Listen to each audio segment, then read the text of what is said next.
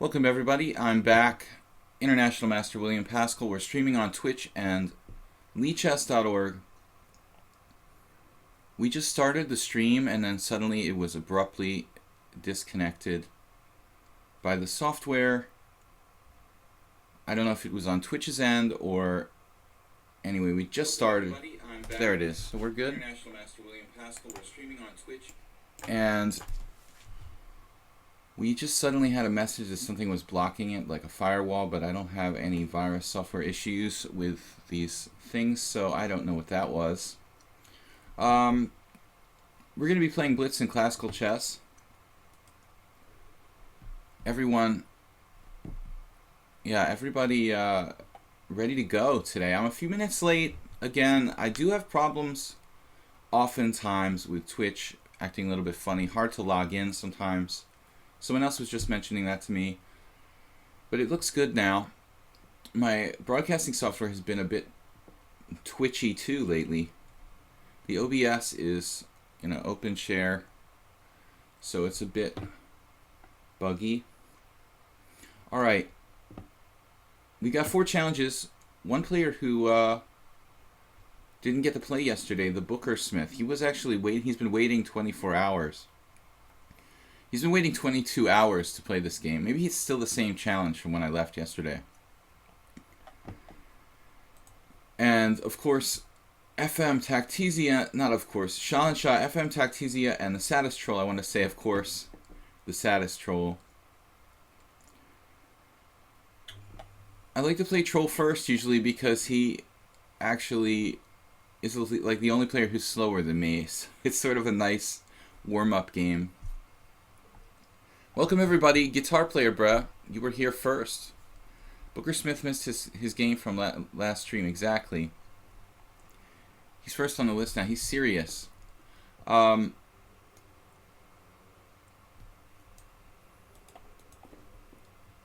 We took a look at some games from the Olympiad yesterday.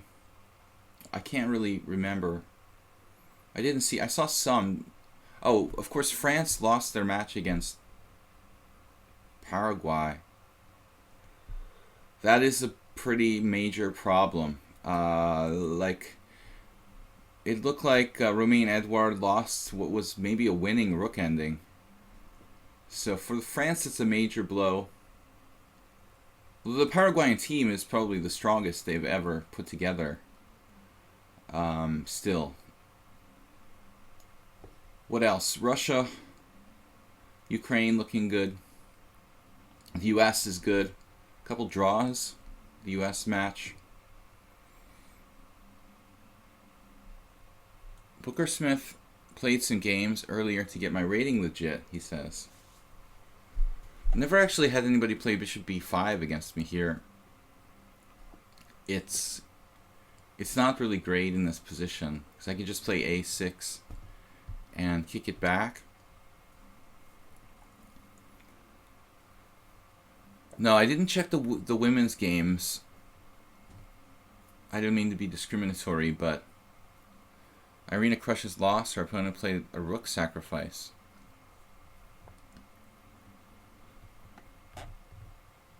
I just skimmed some games from the most interesting decisive games from the men's side. Carlsen, of course, winning against Luquinance. Lots of interesting individual games. I didn't realize Bareyev was playing for Canada. I'm kind of out of touch, but Bareyev hasn't really been the same player in the last 10 years or so that he used to be. Bishop C4. I think that's probably the best choice. Because on B5 you have Bishop D5, which I forgot about. I'm just going to play Knight C6 here. Well, more or less, I could try something tricky like B5, Rook A7, but that doesn't seem really that correct for black. The rook ends up in a very awkward position. If I play B5, Bishop D5, Rook A7, A3, or A4, I guess A3 is necessary. Actually, that could be good for me. Wow, b5. So he'd have to play b5, bishop d5, rook a7, d3 probably. Or yeah, just d3, I guess. Okay, we'll try it. It puts my rook on a weird square, but he's going to lose tempo too. So I think this is interesting. Certainly not the only way for black to play. You know you would. Well, I would appreciate it if you'd like to sack something on f7. He played d4. That's definitely a piece sacrifice. Kind of interesting too.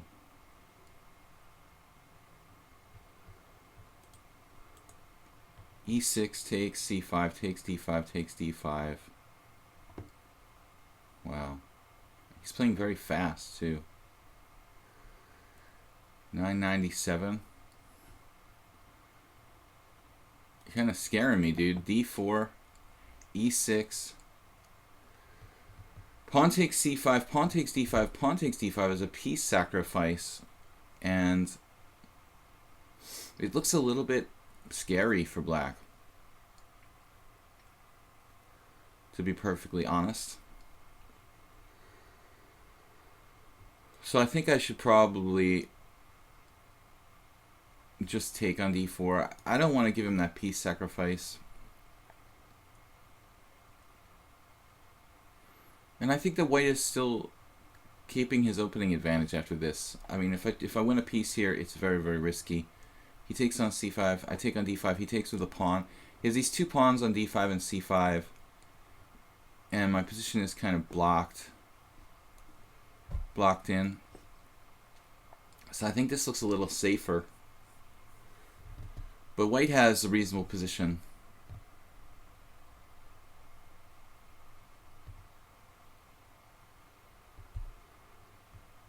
Yeah, I didn't think it was really possible to play that way. And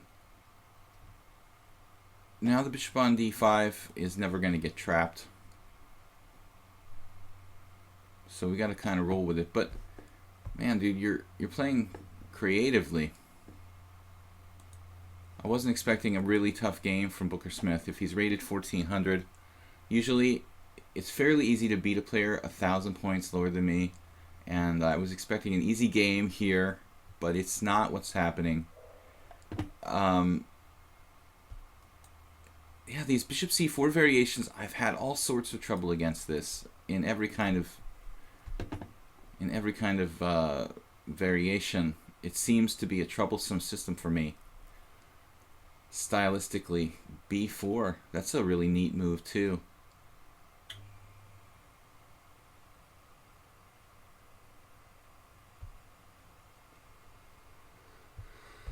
Well, I don't have to take this right away. Let's wait a move and see what's going on. Maybe I should have played e6 there.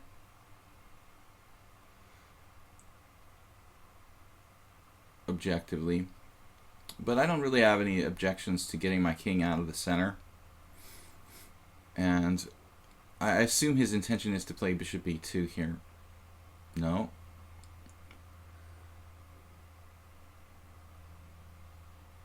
He's on my knight now. Every single move, it seems like something totally different. I can't really predict what white's going to do. Now my knight is hanging. Queen b6 is possible. But that would just invite him to play bishop e3. Then I like take on d5. And I have to play queen b7. It's actually interesting.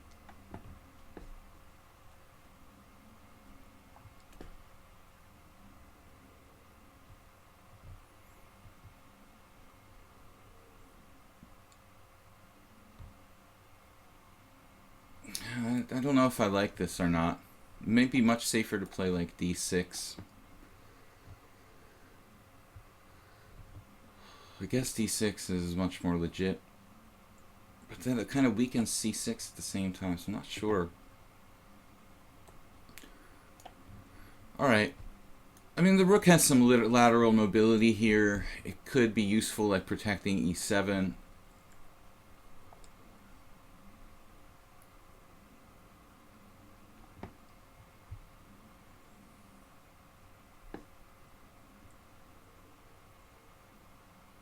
Booker Smith, you're certainly aggressive enough. But he is sacrificing a piece again here. So far he's been lucky that his sort of tactical solutions have worked, but now he's giving me another piece. I don't think this one is sound. He's playing very fast. We have 5 minutes on the clock. Why, play so fast?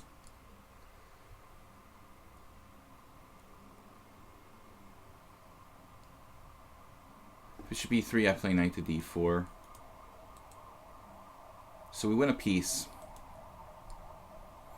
Am I playing too quickly? You had interesting possibilities in this game. It looked kind of incorrect, but then again, my a6, b5, rook a7 looks a little bit bizarre too, so. You have no hopes for victory, though, just wanting to learn. I think you played interesting, aggressive moves, but a little bit too quickly. It's rated. I didn't even realize. There should be rule against like the first game being rated for sure.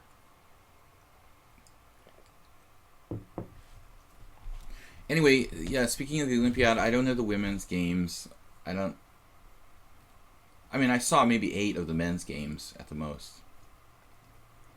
But I'd have to review the list. Hari Krishna won against Mamedyarov, I think.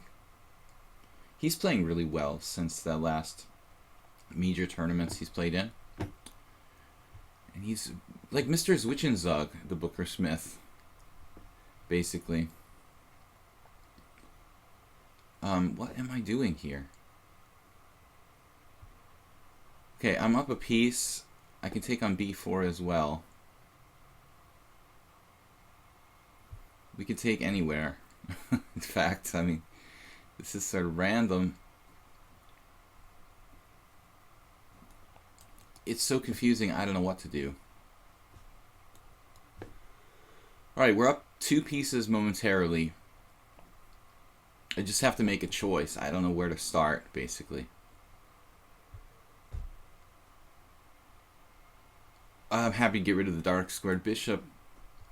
No, you have some interesting possibilities there, but b4, bishop f4 feels...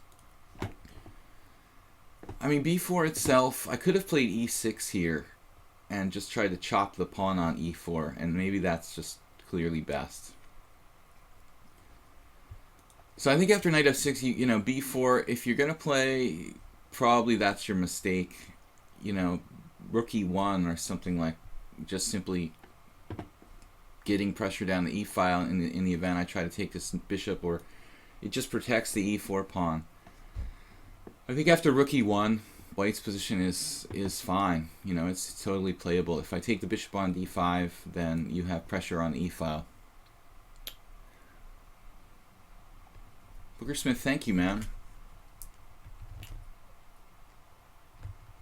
E takes f4, we're up a piece, 2 pieces, he can take one back, of course. But 1 piece should be enough to win the game. But you just have to be a little bit more cautious, perhaps. Now he played rook e1. We are up a piece here. Take on d5, I guess. I don't really need that extra... I don't really need that extra exchange in this position. I don't want to take this guy and give him some sort of mating attack with knight takes d5 and queen takes a1, knight f6 check. Probably doesn't work, though. I don't want to be afraid of ghosts all the time. I can take on a1 and play like f6 and just be up a rook, I guess. The rook on a7 with defensive use. Now, Booker Smith, okay, you started very aggressively.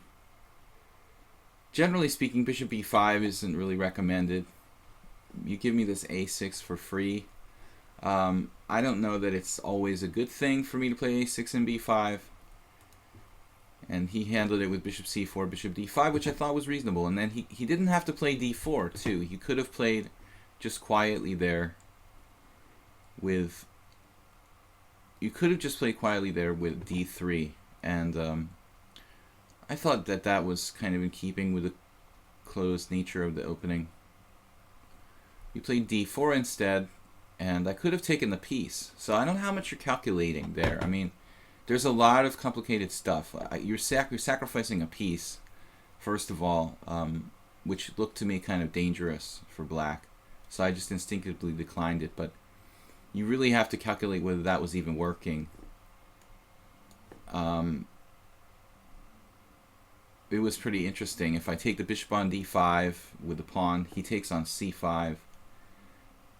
And he's going to have two pawns on c5 and d5. And I'm still not castled. So I just intuitively avoided it. Usually try to be cautious in this quick time controls when in danger. Just don't take too much material.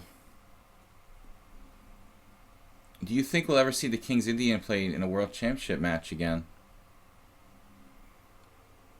Oh. Well, probably not as long as Carlsen is World Champion.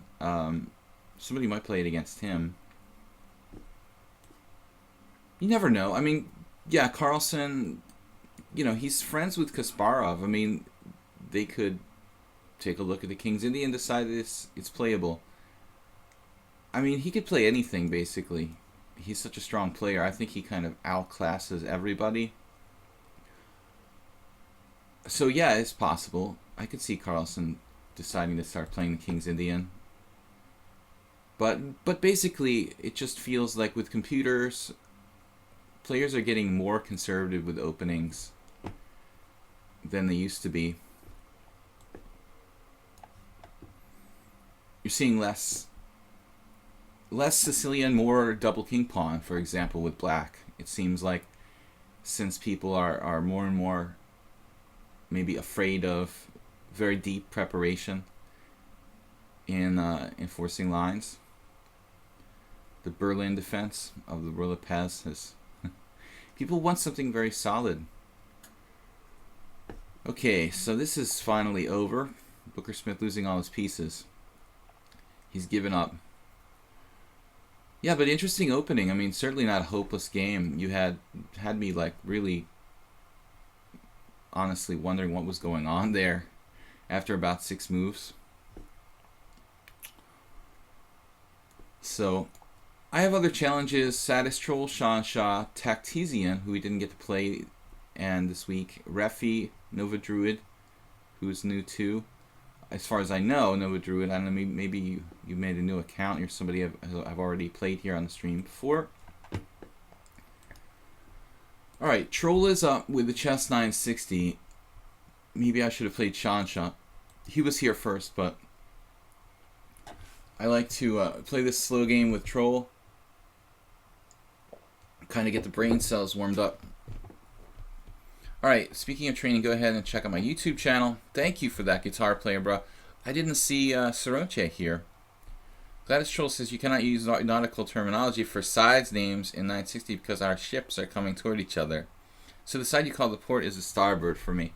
Yeah, I was like ridiculous. I think I have like early onset memory loss because I couldn't remember the word starboard. I'm having a lot of problems recalling basic words, and that was one of them yesterday. Starboard just did not pop into my head. Okay, it's not a word you use every day, so I guess there's some excuse, but it seems to me a lot lately I'm struggling to recall things. But Soroche is here. Oh, he's just quiet today. Alright, we're playing a kind of quiet defense, now that you mention it. C3, that's very solid. These knights look ugly, don't they? What am I going to do? I mean, your knights have the nice square on E3, but the spatial advantage I gave you is actually going to be pretty bad for me.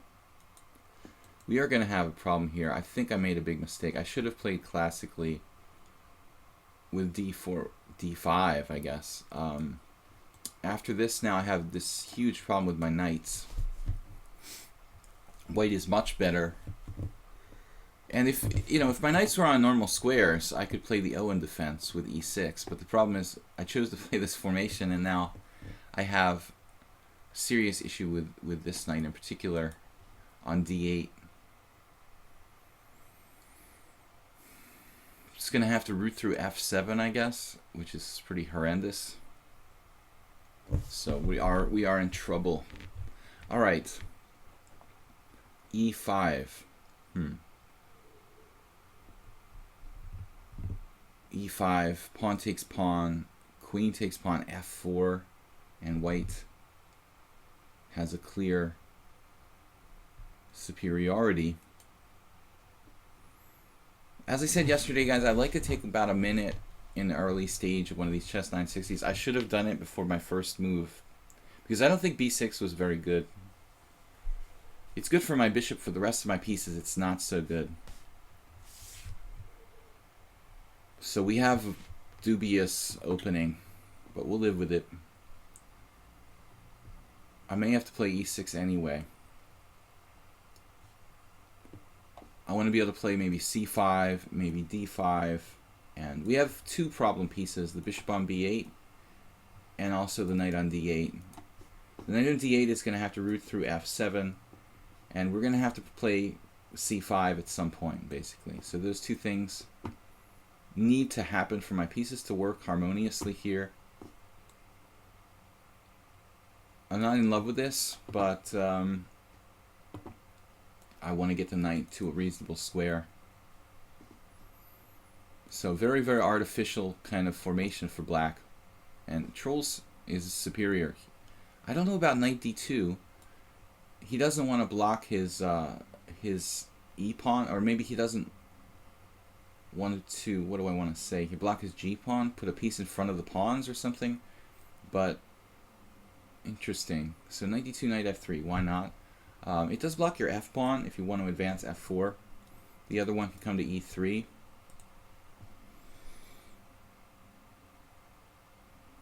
We should let his guys play against each other in a blitz tournament. Our helpers here. I'm still waking up. Coffee's in the system. Saroche, you're here, just like yesterday. So what's going on with the Olympiad now? What did I see yesterday? Karyakin won, but he was worse in that game. Actually, I saw a lot of games like that in the 8 or 10 that I looked at. A lot of games where somebody was just better and like didn't win or lost. The Romain Edouard game was really pretty horrendous. Everything was okay until they reached this rook ending, where it was objectively probably equal. And this is two 2600 GMs in a 4 against 4 rook ending that was actually imbalanced because there were pawns on both sides. Two 2600 players. That's how hard endgames are. I mean, these guys messed this up to the point where, like, it was a draw, then Romain Edouard was totally winning, and then he made a one-move blunder and lost. So we think endgames are easy, but top grandmasters can screw them up pretty bad. So endgames are not so easy. But it was pretty brutal for the French team because they are like losing to Paraguay. But I wanted to say, not to hurt feelings of you French out there, but the French team looks a little bit weaker than it has been in past times. You have MVL on first board, which is incredible. He's one of the best players in the world. I love the way he plays. But the rest of the team looks pretty weak compared to him, honestly.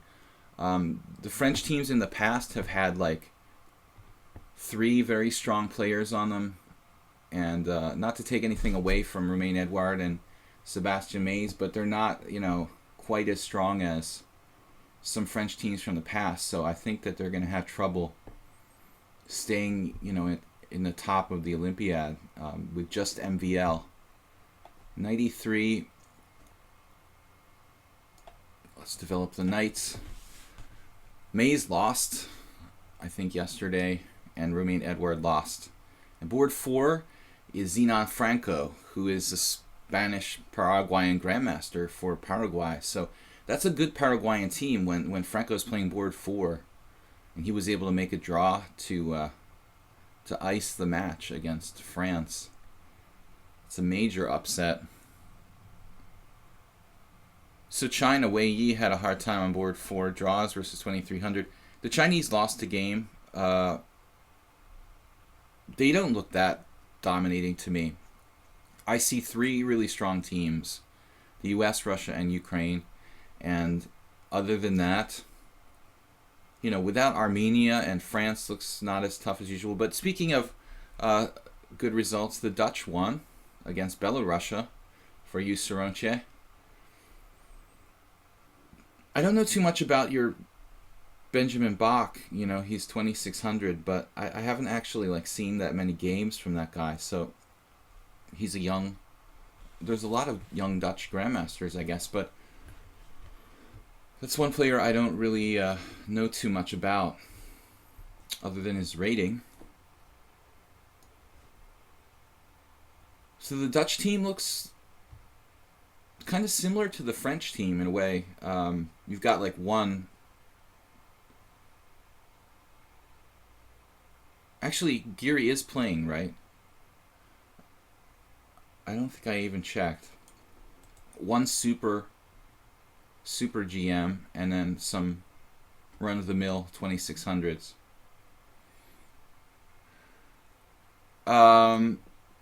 Hungary, Richard Rapport, this was a game I wanted to mention. This is why you need Peter Leko in a team championship.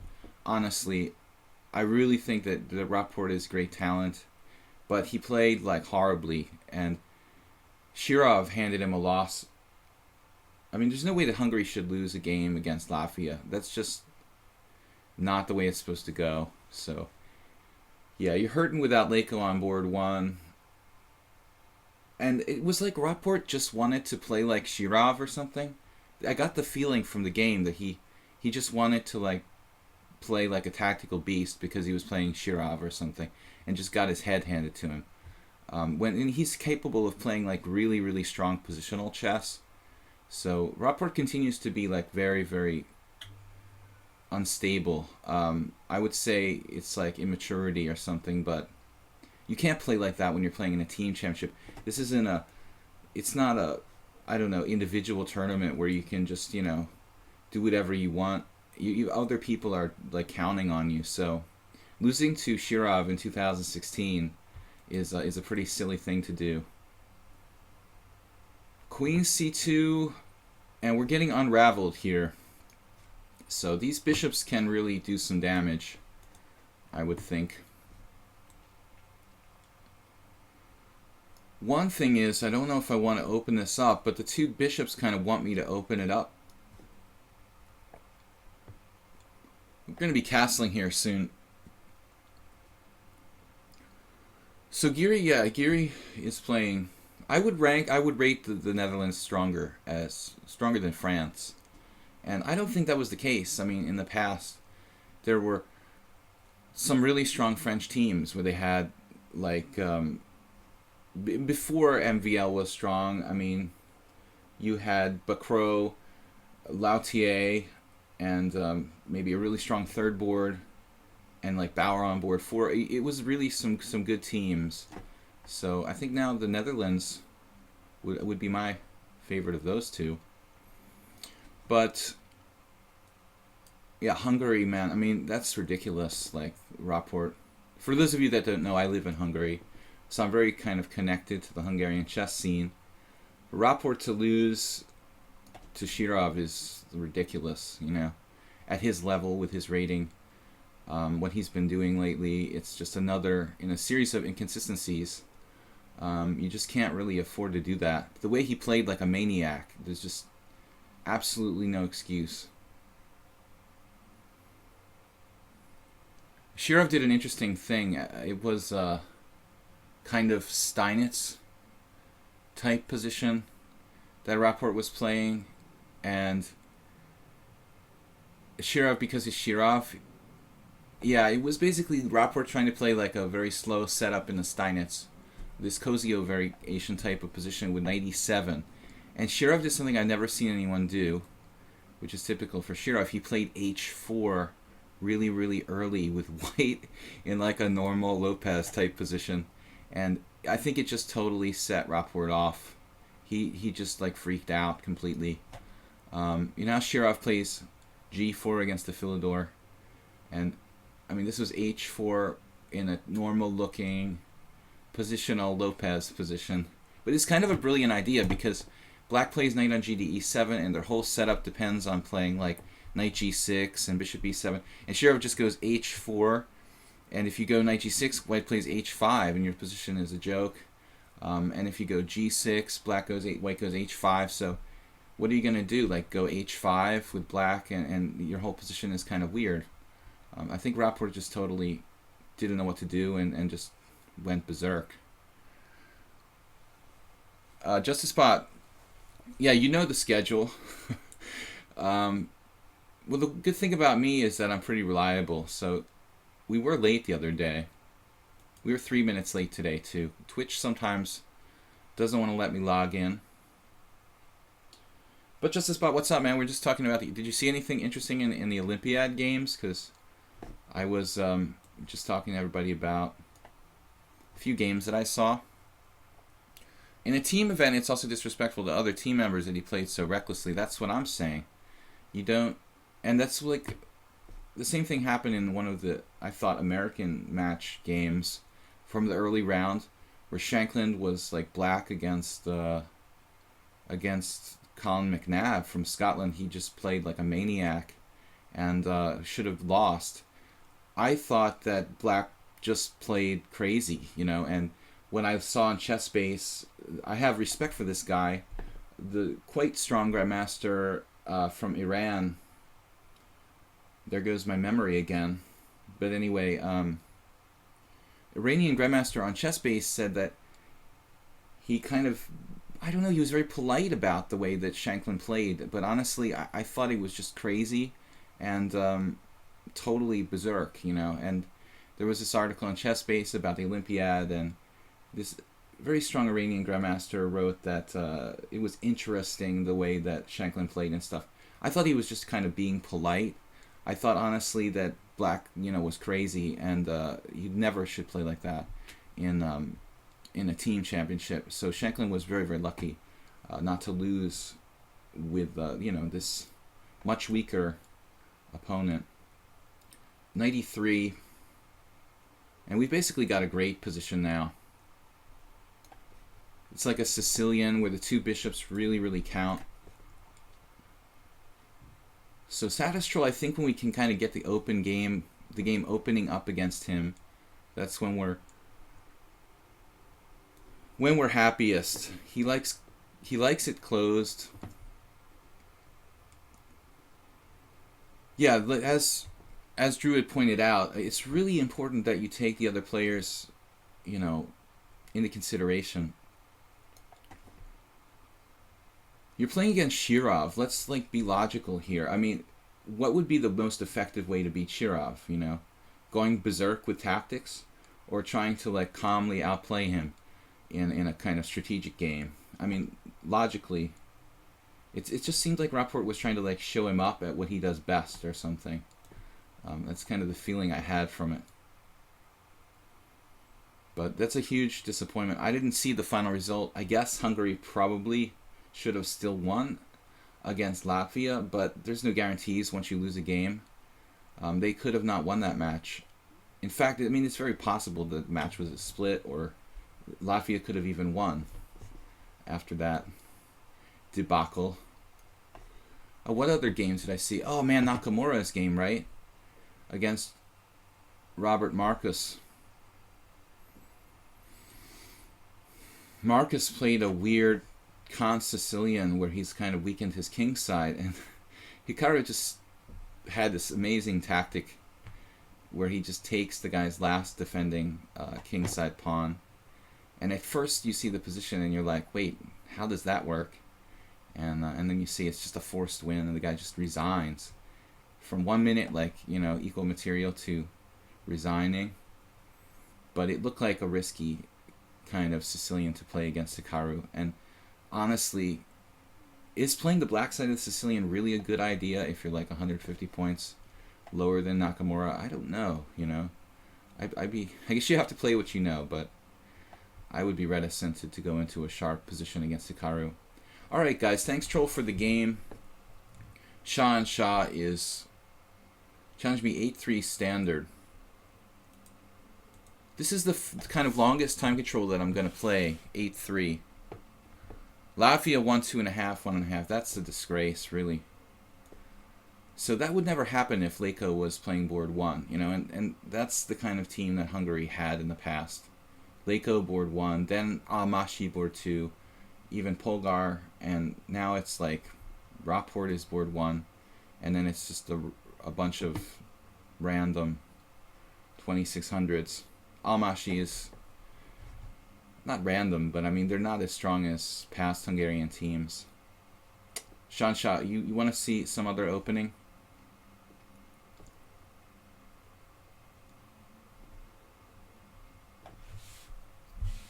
I can't abort the game. I think that's been turned off. If he doesn't move here, let's play a d4 game. Oh, we had somebody challenging without an increment. I don't see it now. It looks good.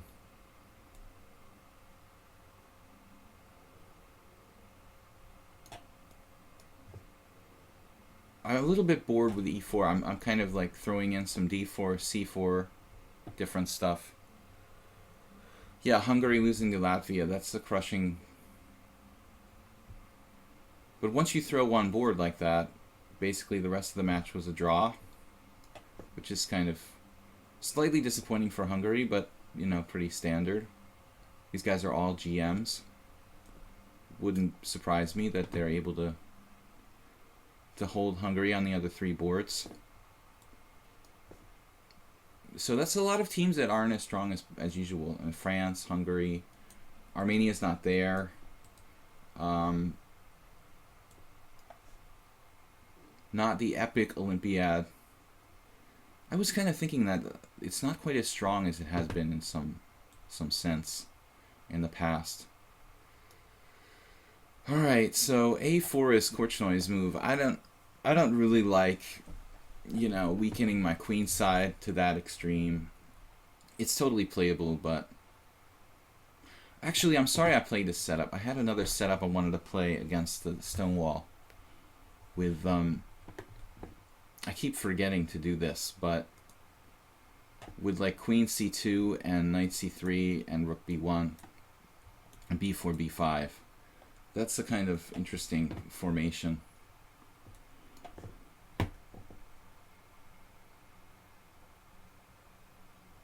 Oh, coaching function. Yeah, they added a coaching function to Lichess. It's a new feature. I have to fill out a profile, and there'll be like profile pages for coaches and stuff like that. Yeah, and a lot of features will be coming out on Lichess, I'm sure. It's a new thing, the coaching function. I don't know exactly what it's going to entail as far as like additional features on the board and stuff like that, but I know that the coaches will have to be like official coaches, or some will be recognized as official coaches here on Lichess, and so you can kind of know who's for real and who's a serious chess teacher. I don't think that Lichess is involved with any of it as far as payment or organizing it, but just the kind of convenience for everybody to be able to find someone to help them to improve. Shansha, we had a game with somebody on here not that long ago in a similar type of position where I put my queen on c2. And I remember that was a huge problem. So I think as long as I don't put my queen on c2, white's probably safe in this type of position. But when you put the queen on c2, black can sometimes open up the c file, and I felt that my queen was very badly placed. We'll just leave the queen on d1. We can play something like rook e1 or knight e5. I think white has to be very content with equality. Not easy to get an advantage. Carlsen played some Stonewall Duchess with black.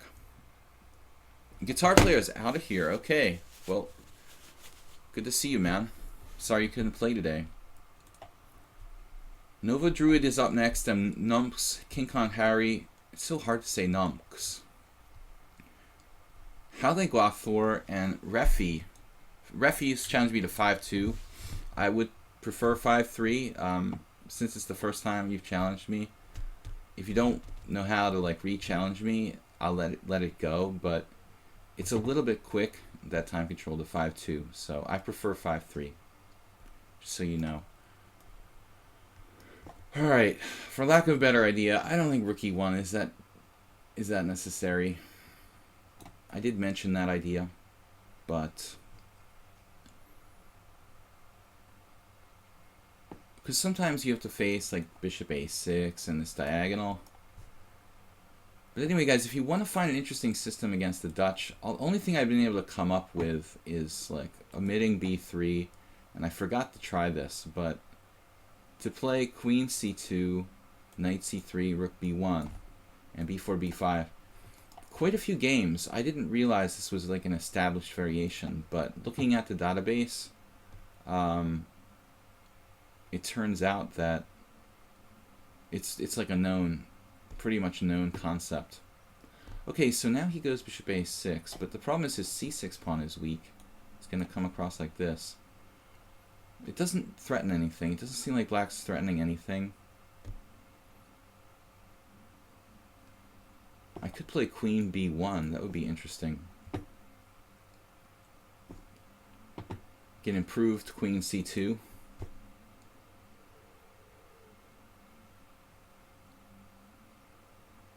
Really sure. Rook e1 looks a little paranoid. But actually, maybe f3 and rook e1 at some point. If I did play f3 here, I wonder.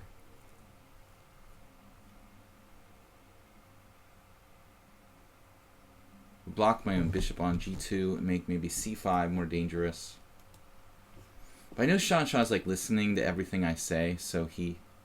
Some people here probably don't, but I think he listens to everything I say, and he kind of... everything I say...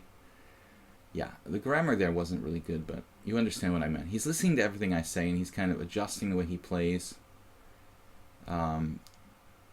He's taking any hints I give him. f3 or rook e1. Queen c2 is not a great square. Queen b1. Maybe knight d3, but the problem is my c4 pawn is kind of weak. I guess f3 is interesting. You could also play rook d8. Taking on d5, by the way, peoples, it's like pretty lame. Maybe I'll have to do it at some point. Maybe it wouldn't be a bad thing to do it now, if I'm going to do it. But, I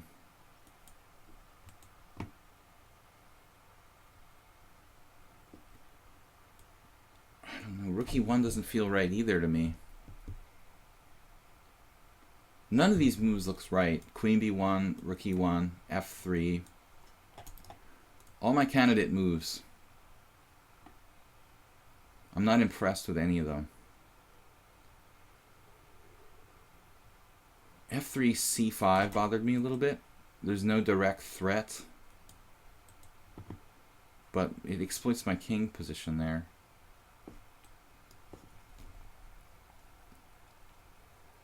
I only play you to hear your commentary while I play you.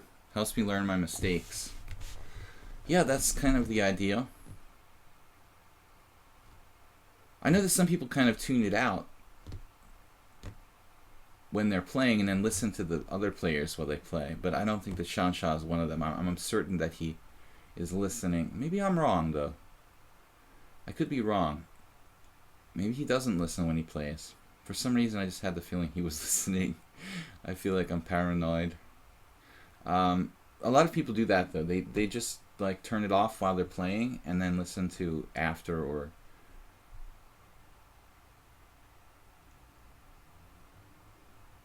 Rook e1.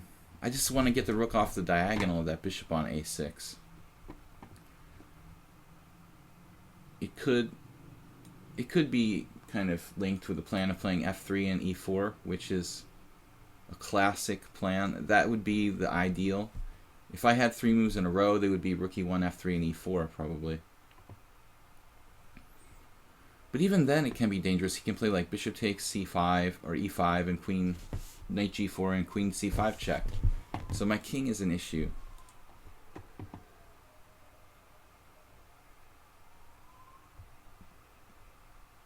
Personally, Caldas says, personally I found somewhat irritating to hear the commentary while playing. Yeah, I would think so. I would think so too. Like, it's very distracting. It's kind of like someone chatting with you while you play or something, you know. I think for a beginner it can be instructive, but if you're really trying to play a competitive game with me, then for the more advanced players, I would tend to think they might agree with Caldas.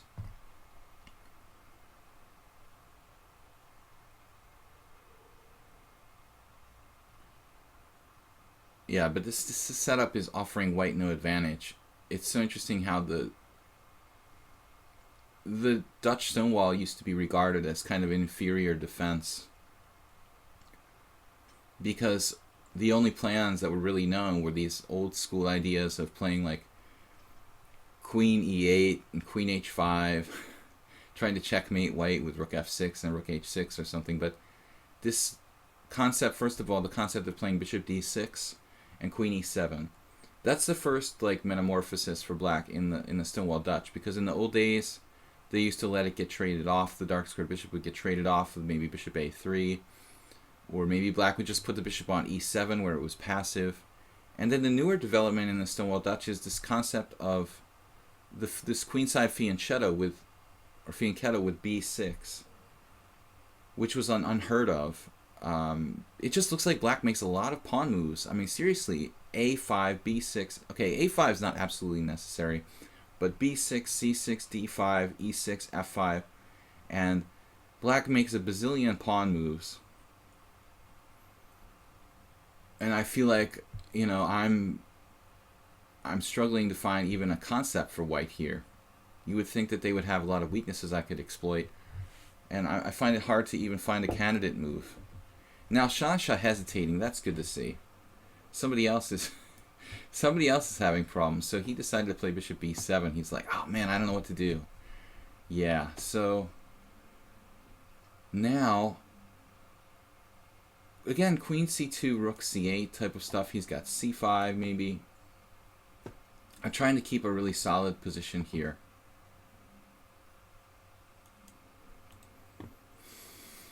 Queen b1, f3. f3 itself is probably blocking my bishop on g2. One idea of playing e4 only. Very inflexible. But what else do you do with white? Take on d5 is like exchanging a 4th rank pawn for a 3rd rank pawn, which should theoretically be to black's advantage.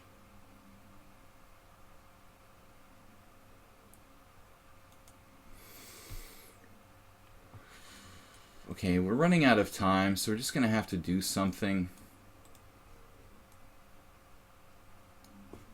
This is a very, very non-committal kind of move played just for the sake of maybe shoring up against f4 and reinforcing my center. Don't know what to do, basically.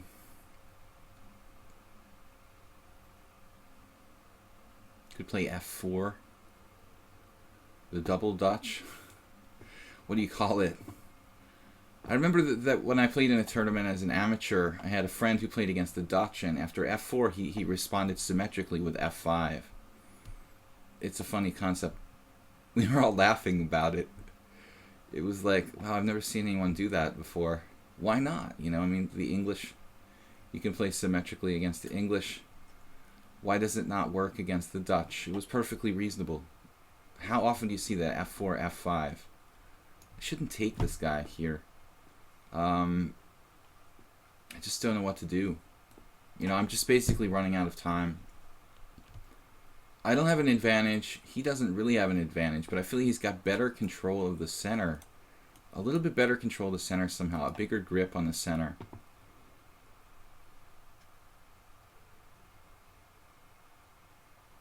Trying to not commit myself.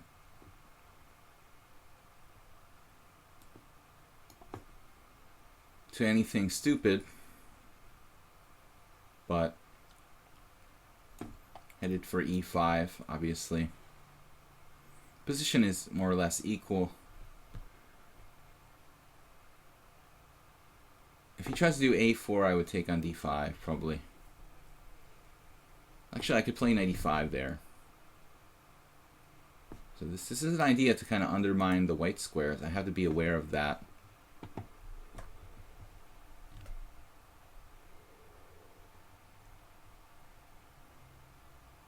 The voices in my head sound a lot like me.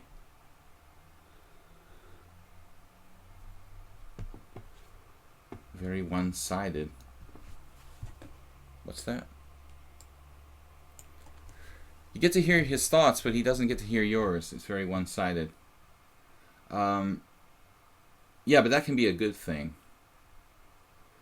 Good thing for the opponent. I don't, you know, they don't give me their secrets. I have to be careful about what I say because, yeah, a lot of times, like, they're using it against me. Wow, why don't I just take here?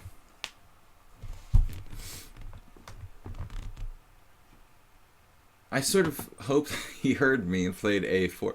a4 looks like it was just a concrete mistake. Although it's a double pawn, it's not like game over or something. c5 is a reasonable move. Alright, so that makes sense to me. It really makes sense to me.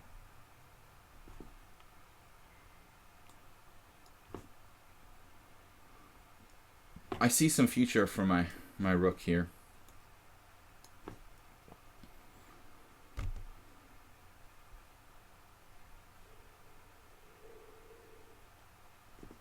Well,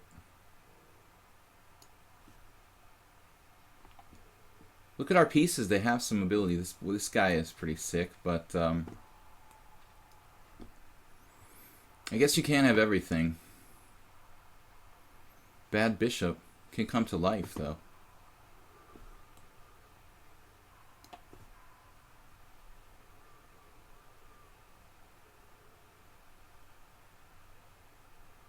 I just wanted to get rid of that bad piece.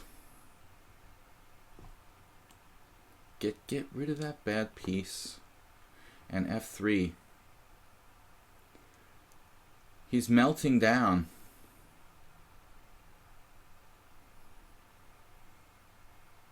For a moment there, I thought he had queen c5. Whoa. What?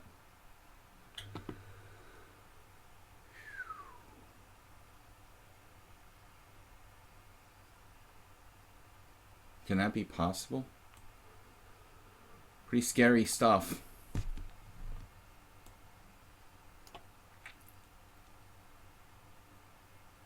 Well, you had queen h4 check.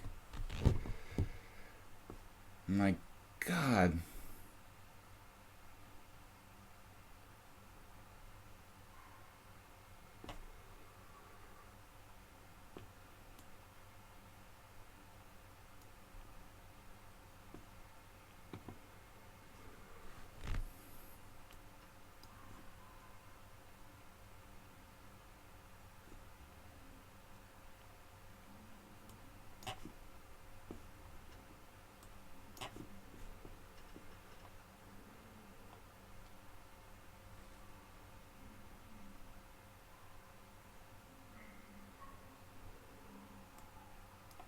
Designs, wow. Okay. Yeah, I think that just a messy time scramble. Good game. Alright, Nova Druid. If anybody loses their challenge, it happens sometimes. Try to refresh the page if you do lose your challenge. If you cannot resolve it any other way, just send me a chat on the Twitch channel. But he missed Queen H4 check. We both made some really stupid moves at the end. Time is down to increments. Playing some D4 today. I've been playing E4 exclusively, getting a little bit monotonous, just playing the same opening, so trying to mix it up a little bit at the moment. Well, there was an interesting game. Adams played against somebody. Michael Adams was black. Against the Vietnamese board one, that was it. Who I'm familiar with, Quang Liem. We've played a number of times in Budapest here years ago. And it was a draw in this line. I didn't really know this was a variation, but E3, Knight BD7, Rook C1, C5. I wasn't aware that's even like considered to be okay. The computer says white's much better, but it looked like something Adams had prepared. So he sort of suffered for a draw as board 1 against Vietnam. Quang is like 2700 plus, was always very stubborn. I'm surprised he reached 2700. I didn't see that kind of talent in the guy, but he was a very, very tough opponent who tried very, very hard. I didn't recognize he had that kind of massive talent, but he was a tough opponent to put away. I had one time really crushing position against him, and he just doggedly would not give up, and eventually saved the game. C takes D5, C takes D5. So we're into our normal Tartakover Queen's Gambit. Nova Druid. Never played before Nova Druid. 16 spectators. We must be on Lichess TV. Queen B3. R3 FFI re-challenged me. He was next. Okay, we'll put him in next. And you're doing everything now, Stronchi. I love it. Not just moderating the chat, but helping me.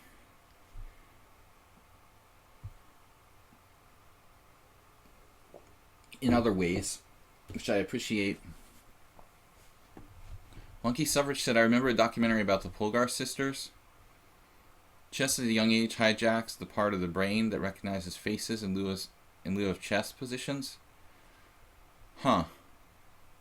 Do GMs have trouble recognizing faces? Well, I can't really draw upon my own experiences because I didn't start chess at a young age. I started when I was like 11, 12, which by today's standards is a late age. But that's interesting because I've studied a little bit of psychology. I do have a degree from my bachelor's degree. My main focus was on psychology. And I think that's possible. It's an interesting theory. I have to research it a little bit more, but it's interesting. For me, it would never be the case because I'm good with visual recognition, visual memory, but like auditory memory, I'm terrible. So names are really bad. There was a while there where I actually remembered like every single opponent I played and almost every single game. I would say maybe I think my first 1,000 games I probably could have told you if I saw the opponent, what our game was like. And there were a lot of players who can't do that. Although now it's getting to the point where I don't think I can do it as much. I really have trouble. I actually totally space on some people I've played before, which never was the case. I'm kind of getting off the answer of the question, off the subject of the answer directly, but Alright, here we go now. Queen e7. Interesting move. Yeah, I think I want to put some more pressure on the d5 pawn indirectly. We'll try to discourage him from playing c5.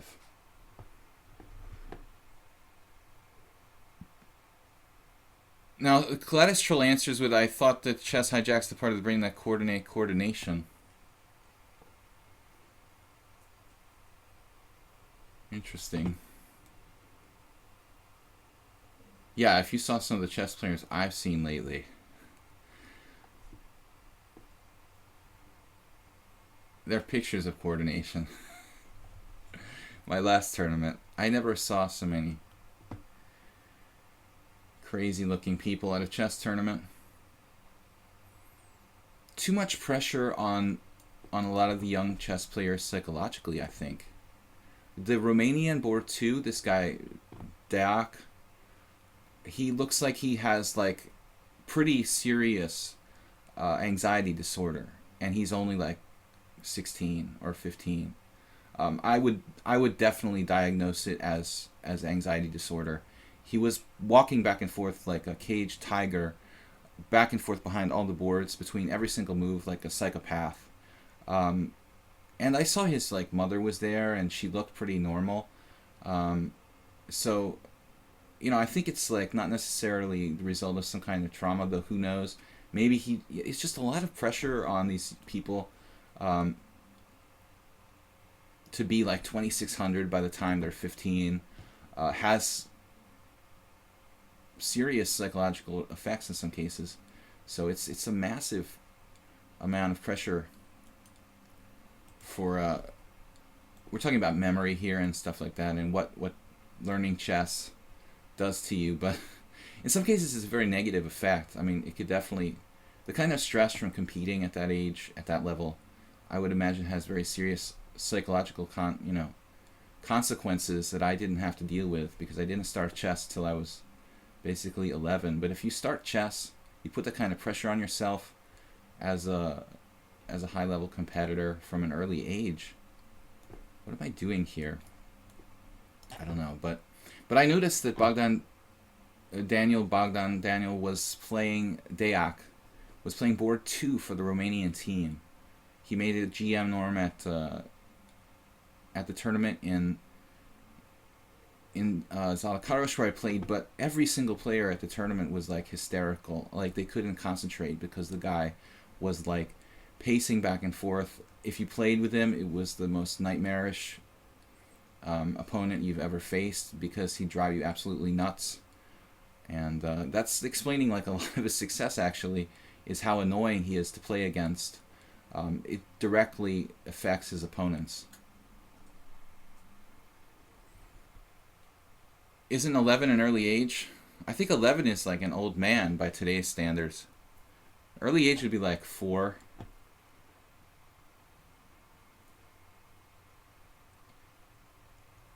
C5.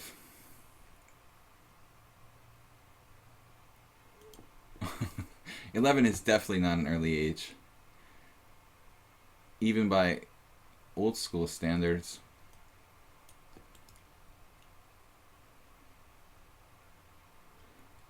But that's when I first learned the moves. I don't think I actually played in a tournament till I was probably... I mean, when I really learned the rules of the game, I knew how the pieces moved, but I don't think I played in my first tournament till I was about 13, which is very late. Okay, C5. White's better here, but I don't really see any clear knockouts or anything.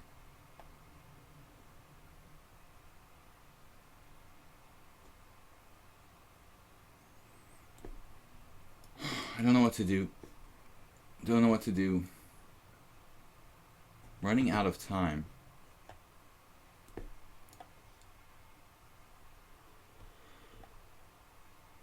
Yeah, I'm at a disadvantage commentating so much. So hard.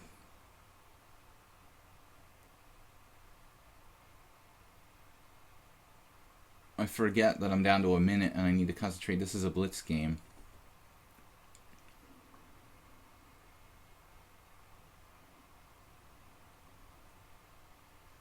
So I got kind of off the subject there. I mean, you're asking me the question about face recognition, and then I get distracted and start thinking about other psychological kind of questions about learning chess at a young age. King h7.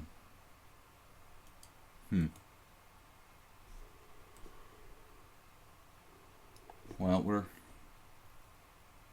kind of all in here.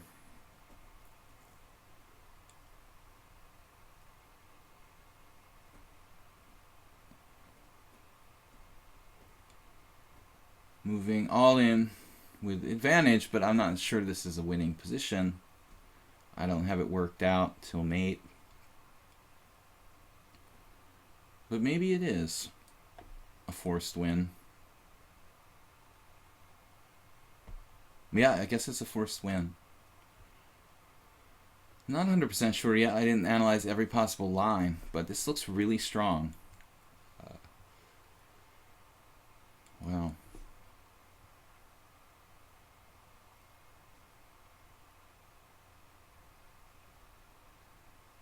I'm not that sure now.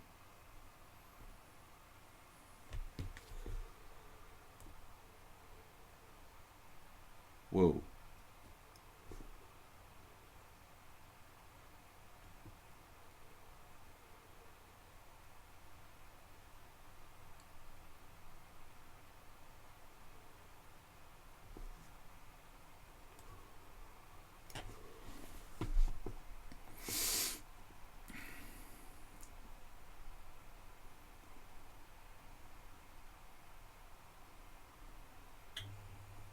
I'm not necessarily winning, but I'm better.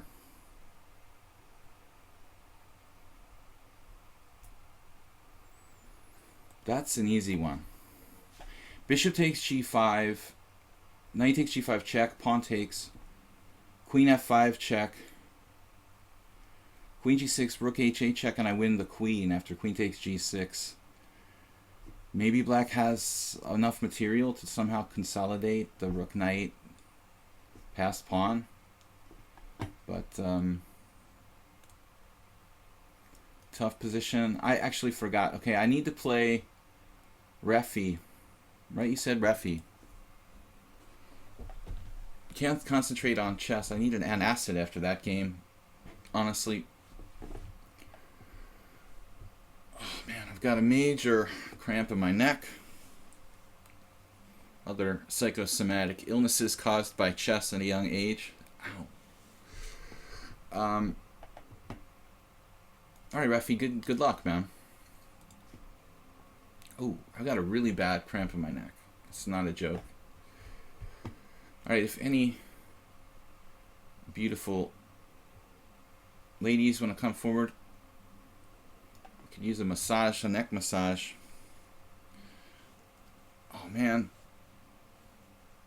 It's like a poker room where you can get a massage at the table. That's what I need right now. Oh man.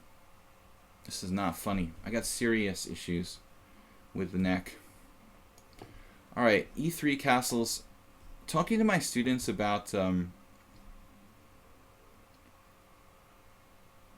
my neck really hurts. This is not a joke, guys. You better call it an ambulance or something. Alright, that's actually an annoying move, c3. Because now if I play c5, maybe he can take on c5? Oh man, I should play maybe c5 the move before here. c5 right away. It's more accurate. Okay, on the other hand, I mean, c3 is kind of a quiet variation, so it's not really dangerous for black. I don't have to worry about c4. So it's kind of half dozen of one, six of the other. Ow. You need to sleep on a hard, rigid surface. Man, my neck is killing me. It's not a joke. Yeah, I have terrible pillow. Alright, h3.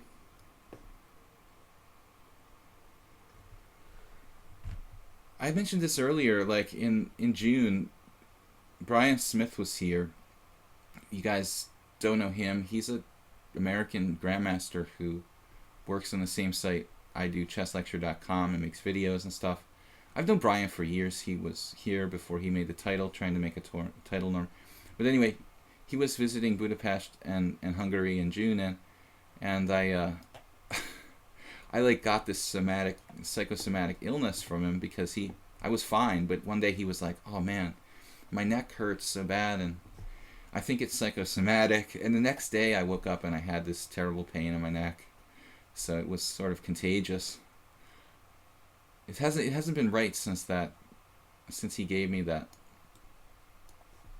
contagious. You should have it arrested. Ooh, man. It's not funny. Alright, anyway, let's concentrate on chess, not my psychosomatic illnesses or anybody's psychosomatic illnesses. But we got on this topic of young players in chess and what effects that has on your memory, and I got distracted and started thinking about Bogdan Daniel Deac and how he is clearly suffering from some sort of anxiety disorder. And he's playing board 2 for Romania, which is good for Romania because if anybody has to play with that guy, it's impossible to concentrate. He's spazzing out, moving around, constantly fidgeting to the point where you can't even concentrate. There's just no way it's possible to concentrate against that guy. So Romania's going to be scoring a lot of points on board 2. C4. I mean, you're losing a tempo here, so that's got to be good for me.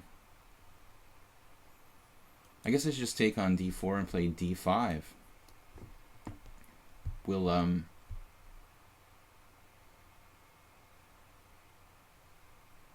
oh, we have golden ideas here. Man, this has got to be interesting. Trying to rip open the center. These bishops, London system, take care when you play the white side of London system because it's generally better to put the bishop on E2. Refi set himself up for piece forks here with E4, and that can often happen. Crusader of Hope, that's guy facing the wall who then hits the wall, tries a handheld drill on the wall, hits it with a stick, but his computer screen shows what? You sleep on a pile of money. I hope that it's flat.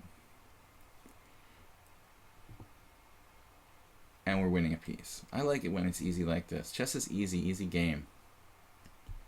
Yeah, Refi learned his lesson though. Bishop E2. And don't play C3, C4.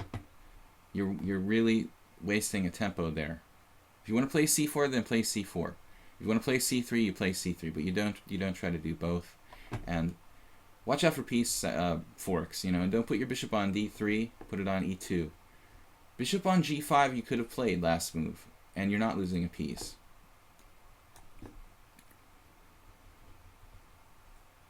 That would maybe still lose a piece, actually, because E4 and rook E8. Actually, maybe you're just losing a piece no matter what. No. Well, you could have tried D takes E, D takes E. Knight takes E5. Black is much better though. Bishop takes G2, and White's whole position is in shambles. So it's really just about learning the setup and not playing Bishop D3. All right, Numps. Am I taking anybody out of order here? How long are you gonna stay in Hungary? Well, these things unfortunately beyond our control. I do not know what the future holds. We'll take it 1 year at a time.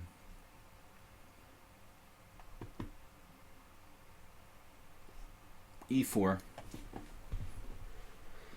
Guys, I think that we were mentioning it in the stream, but just in case you didn't notice, I have a YouTube channel, Video Chess Training on YouTube.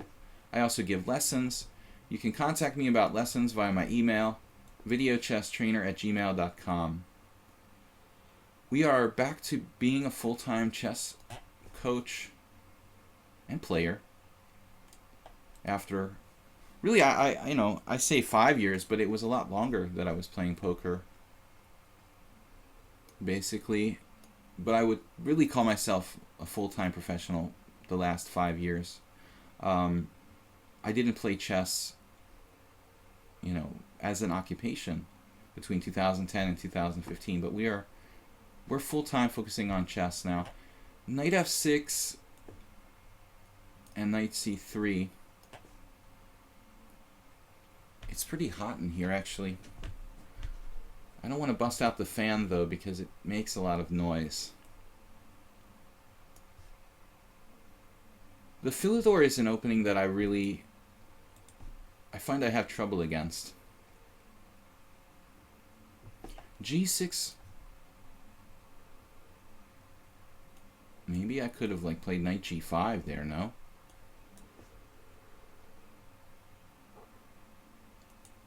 I didn't have that?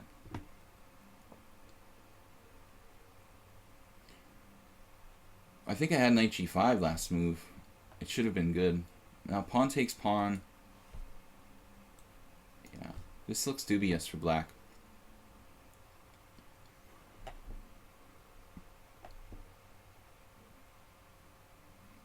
Sometimes I talk too fast. Yeah, I should slow it down a little bit. I'm not really a fast talker by nature. It depends on my condition. At the moment, I'm a little hyper. Usually, I'm a tad more relaxed. I don't know. Maybe just the coffee kind of got me. The coffee got me a little bit hyper. So knight g5 anyway. That looks not that simple because he could play knight d4. Knight takes f7 check.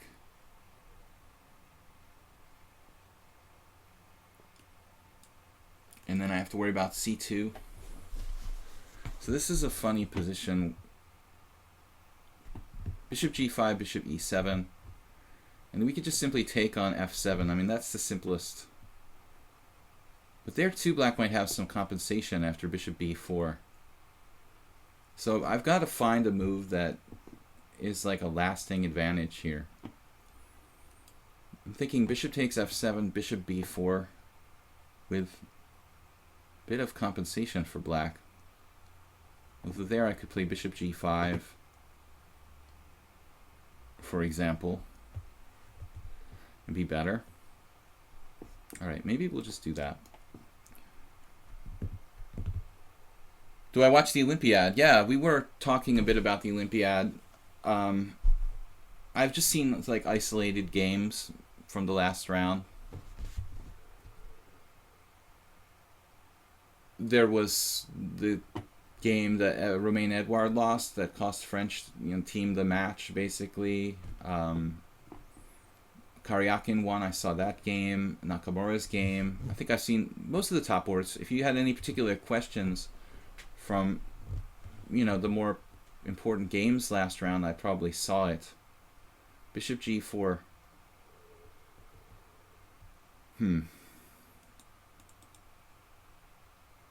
Shouldn't really drastically change the position too much here. Bishop g5, just developing a piece.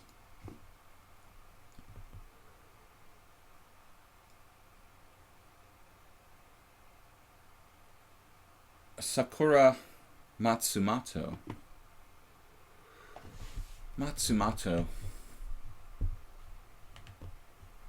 Yeah, I think I've had a conversation about that name once before. There was another Japanese player on Twitch, on my stream once.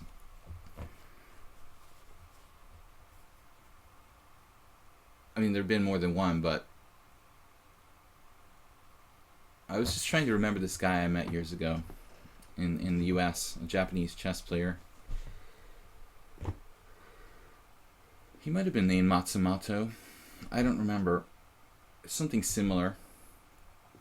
Alright, we're just going to develop. This is getting too confusing for me. Very much confused. Knight d4. I wonder if I could play knight takes e5 there. Bishop takes... sacrificing a piece looks a little bit over the top. Yeah, I don't think I should do that. I just don't want to repeat myself if I've already like made a comment about something. Like,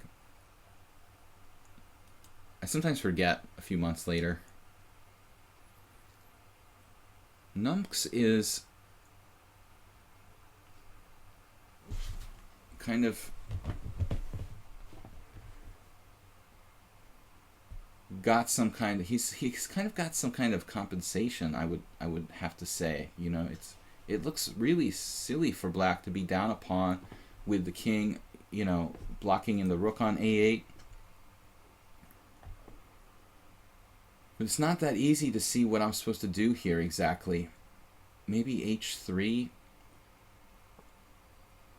is good enough, for example. It just looks really lame to play h3.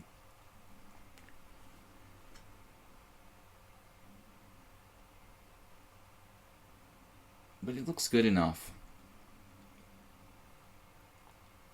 I can probably undouble this pawn with an f4. Got control of the d file. The only move I can make to avoid doubled pawns is rook d3, and that look. Actually, rook d3 might have been the best move. Probably was the best move. Why not? You know, rook d3, be able to recapture here. And if knight b4, his knight is in a ridiculous position. Yeah, I think I should have played that.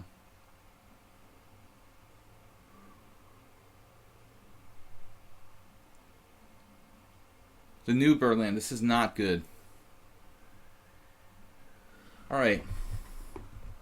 Yeah, actually, I've known quite a few Japanese chess players. There was Yoshihari Habu. There was this Japanese chess player who was here with me in Budapest in a taxi when a taxi driver tried to kill us. And then there was some guys I met in the World Open. Actually, who played the Japanese Olympic team? There was some team that played Japan.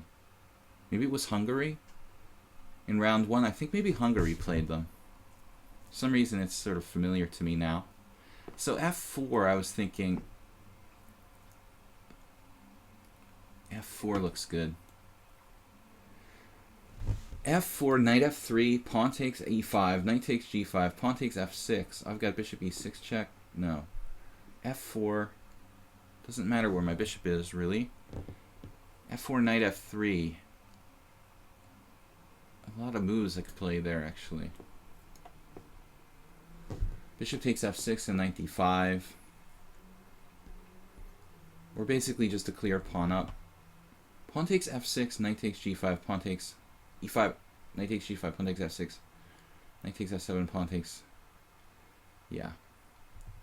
So there's one option here to take on e5, but the other option is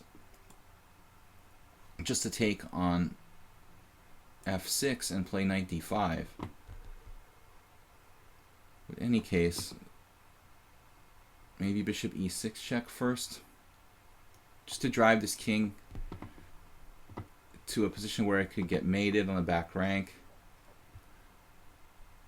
I also have this kind of move back here. Maybe that's the best. I just take on f6, play bishop g4. I don't know. It's kind of confusing. Not the easiest position to play. Numps is playing fast. Can't really decide. Bishop takes f6. Opposite colored bishops.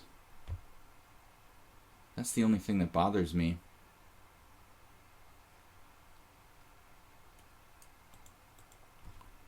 It's going to be kind of hard to avoid it at this point.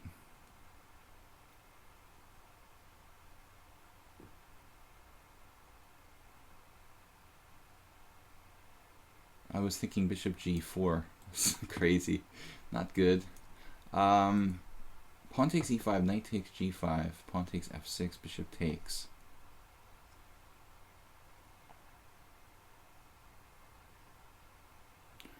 Bishop takes, knight f6. Bishop takes f6, knight d5.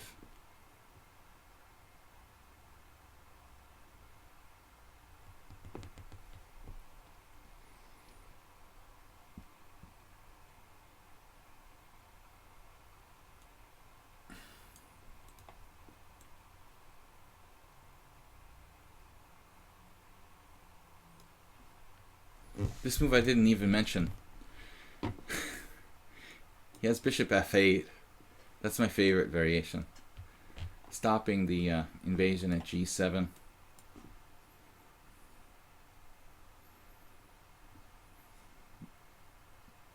This leaves his knight embarrassed at f3.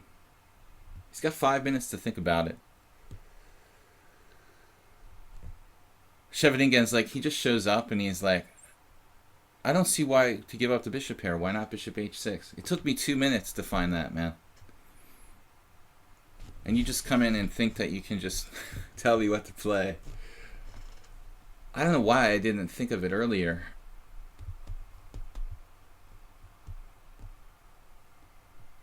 I swear I didn't see him type it. I didn't steal it. I really found this move on my own. Poland failed to win yesterday, draw with Moldova. Well, I guess that's an upset, but yeah, that's kind of on the same par with, like, it's not as bad. Like, look, Hungary lost to Latvia, you know? It's like you could have lost to Moldova, too. Well, they've got Bologan, right? So there's at least, like, one very strong player. Nevednici, who plays for Moldova? I guess Nevednici's not playing for Moldova. Does he? I don't even know anymore. Who's playing for who? Bishop h6, rook d8.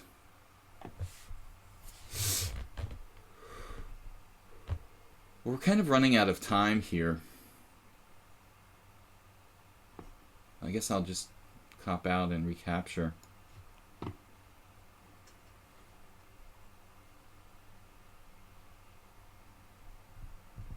Why is your team missing Leko and Polgar? Well, they're always... Dude, those guys always have issues, you know, with, like, wanting to get paid to play and stuff. And the Hungarian Federation has so much money. It's just ridiculous. So... But Polgar, you know, she's not really playing anymore. And Leko's wife is Armenian, so that's the issue there. I think with the Armenian team not playing, there was no question about Leko not being allowed to play.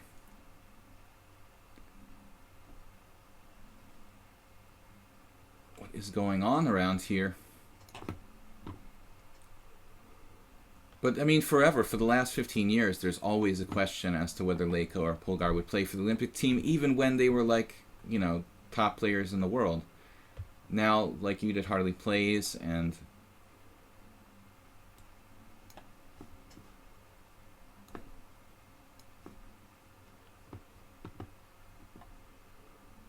But it's really about that Armenian situation, I guess, with Leko. But Rapport is not a reliable board one, as we can see from the last match. Bishop g5, anybody? Why don't I play knight d5 here? Wow, I almost, like, didn't win a piece.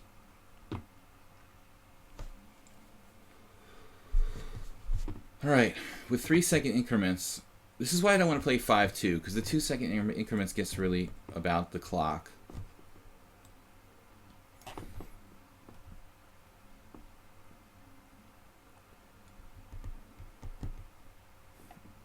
Alright, man. Judith is retired from playing, yeah. She's basically retired. And I wouldn't retire if I were her, but whatever, you know.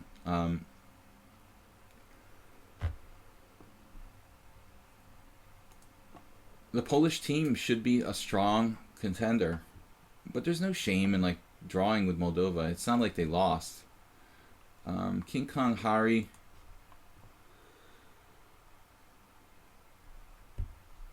Did you know the top players for Moldova? Who is it? Um, does Nevednici still play for Moldova? Does anybody know? Or does he play for Romania? Originally from Moldova. Nevednici actually played in the Soviet Championship. Alright. The politics of that geographical area are pretty complicated. Bishop d2, d6. Then nowadays you can just play for whatever country wants to hire you. By the way, I was thinking yesterday, guys, why doesn't Kasparov play for the U.S. Olympic team? I mean, that idea has to have been thrown out there at least. I mean, that would how crushing would that be if they got Kasparov to play with So, Nakamura, and Caruana? That had to have been thrown out there. I mean, with Kasparov voluntarily supporting the U.S. team or whatever and playing the blitz tournament with Sinkfield, it had to have been discussed. You know, this idea of Kasparov, So, Caruana, and Nakamura. That would be unbelievable. Maybe I'm already like late on this. Yurdachescu. Yeah, okay. So I guess Nevednici plays for Romania. The captain? What? The captain is Komliakov Victor. Oh my god. That guy's crazy.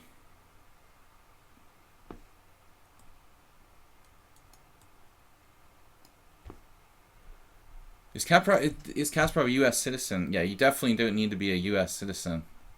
I mean, is Wesley So a U.S. citizen? Somehow, I don't think you get your citizenship that fast. Yeah, it's definitely not about being U.S. citizen. But I imagine that Kasparov could have citizenship. He's almost certainly political.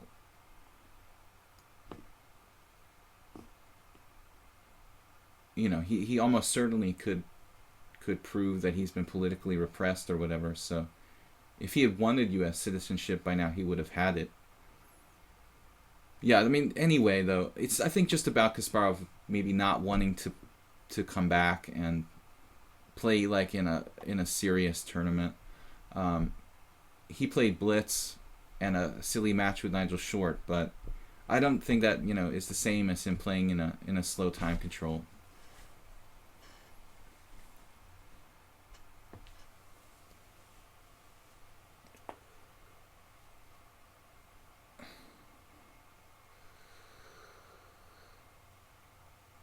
But anyway, I mean, he was pretty close to Sinkfield and these guys, so I really thought they at least had a conversation around the around the dinner table. That would be awesome. You can basically play for any team that will pay you. Although I think there's a big fee for changing federations. Now that's FIDE's kind of way of preventing it from becoming like really farcical.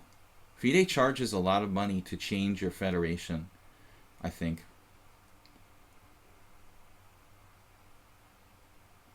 King Kong Harry, 1500. I feel like I should have played h5 before.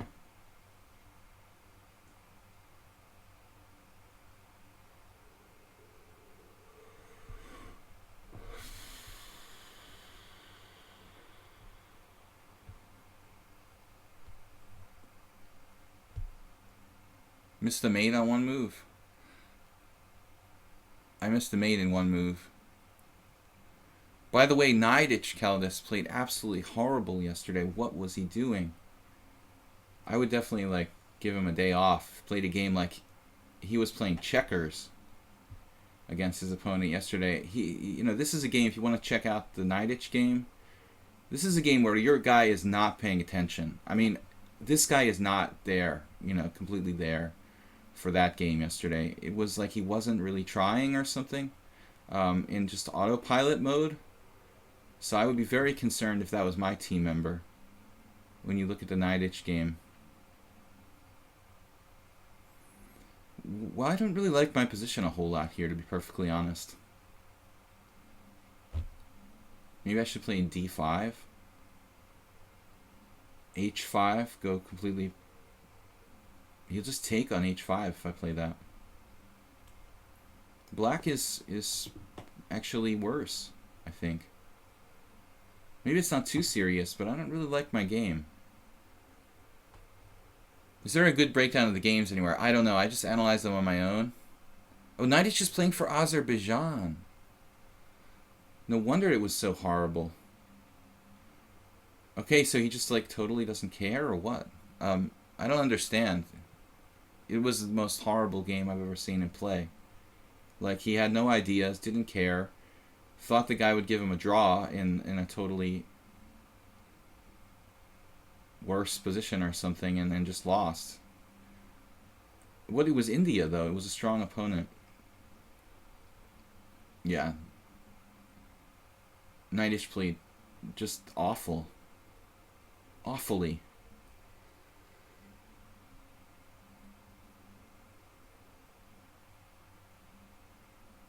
I didn't realize that he wasn't playing for Germany. I just saw the game. I didn't see, you know, like a match or anything.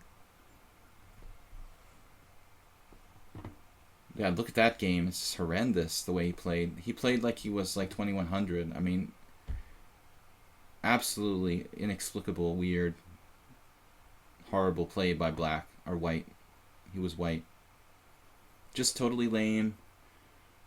Totally silly opening with no ideas, no creativity, zero. You know, it looked like he was just waiting for the guy to offer a draw, but then the other guy just realized, wait a minute, I'm just clearly better. I'm going to just win instead.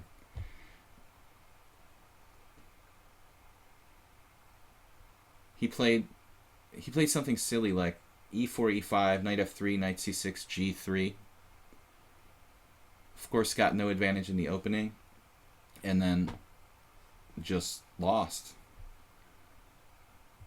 Okay, so King Kong Harry did something I don't really like approve of for him. He decided to begin like actions on the queen side. But I don't think you're playing on the right side of the board here. I think you should be focusing. You should have been focusing on the king side, to be honest. I think white has an advantage on the king side, and doing this A file stuff, I think plays to my advantage. Sorochi was talking about the Bermuda party. Bermuda is reported to every year have a big party at the Olympiad.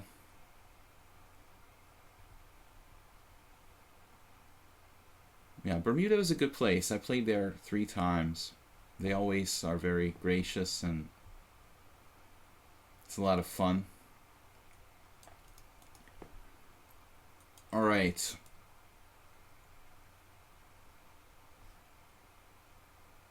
White is better here.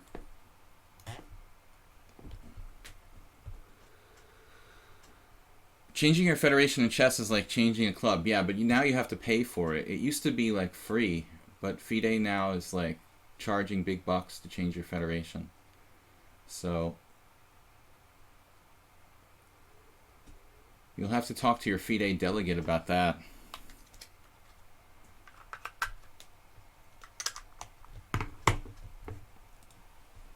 I've kept my US flag because it's useful here in Hungary. It's hard to find foreign players a lot of the time, so for me it makes more sense to keep the American Federation. I have no political, you know, favoritisms. I would play for any country. I don't owe anything to the US Chess Federation, that's for sure.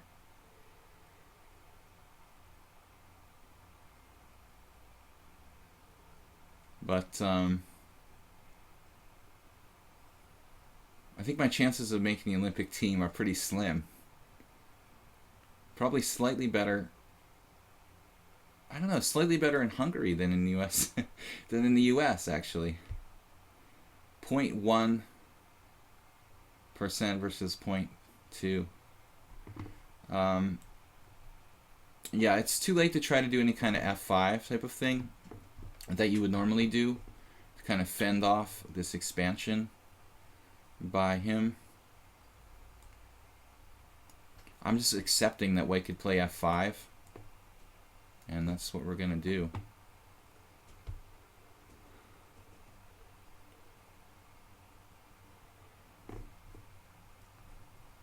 You notice I also put my bishop on e8 just to make sure that f7 is well protected.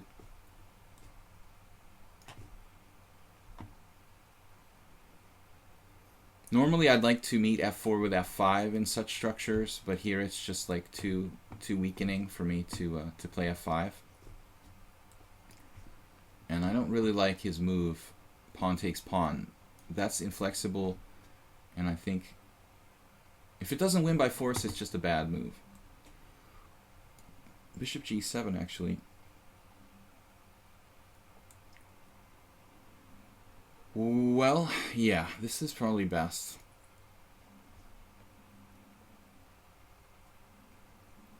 That's a good strategic exchange for black. Dark squared bishop in general. All of his pawns are on white. Iceland GMs get an annual state salary. I was, what was I thinking about now?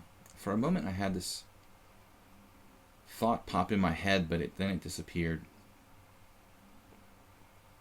You're on my b4 pawn. Man, I failed to notice that little detail at first. All right. Would you like to trade?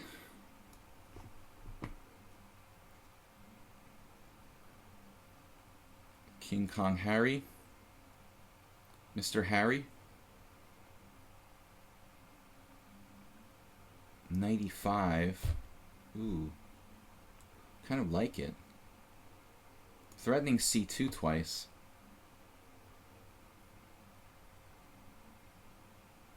Problem is, I know what the problem is here. Are you just doing that? Okay. I thought you should have played queen d2. Defenestrating your c2 pawn and attacking b4. Now the structure is shot. So it looks like we're taking this one down. Maybe bishop b5. Not the best though. Dude, leave me alone. Queen is trapped. Ironically, it wasn't my plan to trap your queen, but you made it a possibility. So that should wrap that up. Oh, it's not trapped, it's just, yeah, it has a square. My bad. I thought it was over. Uh-oh. I thought it was over too soon.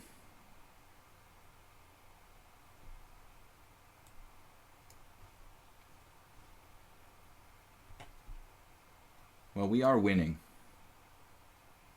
That's not going to help you. You had to play bishop or knight f1. Yeah, that's not good. All right, Harry. So I think that you learned the lesson there, in my opinion, that you should have been focusing on the king side. By playing on the queen side, all you did was kind of give me some counterplay. Whereas if you had done like f4, f5 without playing a3, I thought you would have been clearly better. Guys, we have 40 minutes left in the stream here, which is probably about 4 games at the most. 3 or 4 games. How the Guathor always makes me think of alligator.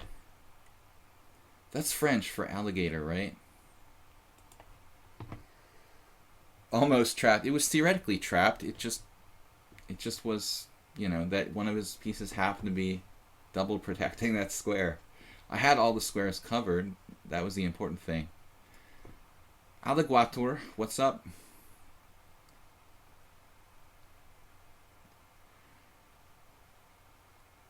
Sleep on a pile of gold, surrounded by beautiful women, but you still want more. Yeah, that's just greedy. Haliguator is a real player. 2262. I'm not going to play my silly anti-French system with knight f3 and knight c3. I guess we'll play a normal variation, but I'm warning you that I'm not that well versed on the advanced variation. I should have played knight c3. Alright, I'll just play what I know. I don't really know this. French for alligator is alligator. Not a native animal to France. How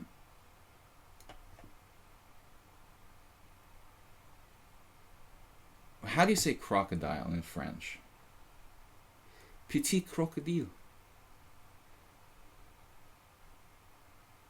Yeah, and what's up with the Izod shirts anyway?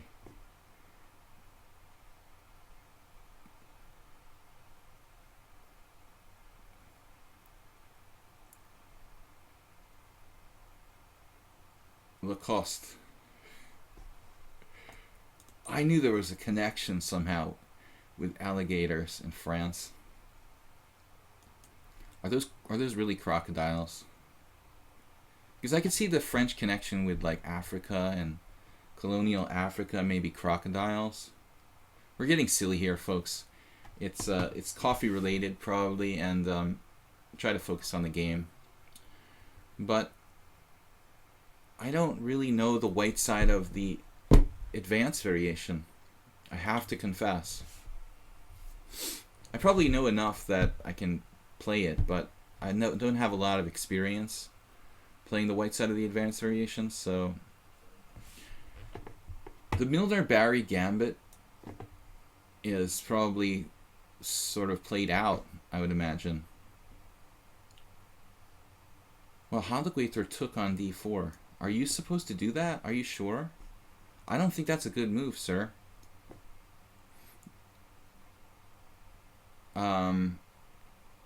I could be wrong. Again, I'm not an aficionado of this opening. But you're letting me play knight c3 here. Well, this is Joel Benjamin's favorite opening. As far as I know, like, black's not supposed to exchange on d4 really early because the knight gets a good square on c3. I have alligator, important for navigating the main San Francisco streets late at night. Yeah. Crocodile is crocodile. It's like they aren't even trying. Crocodile meat. I know you can eat alligator. I would assume crocodile is not quite as tender. But you should never assume something until you've tried it.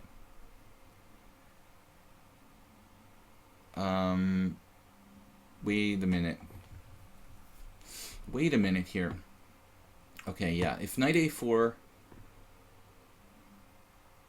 bishop e4 check, we go full Benjamin. If knight a4, queen a5 check, we play bishop d2. But that's starting to bother me. Knight a4, queen a5 check, bishop d2. But I don't like the look of that. Oh, no, knight a4, queen a5 check, bishop d2. So we just never play bishop d2, is that the idea? Knight a5, knight a5. So we'll never play bishop d2? Really? I'm trying to see how this works. Haliguator. I'd really like to trade his dark squared bishop for my dark squared bishop, but I don't see how I can do that without dropping my d4 pawn.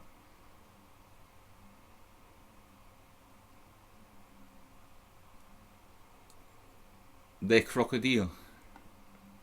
Tastes like chicken and rubber. Alligator is definitely on the menu tonight.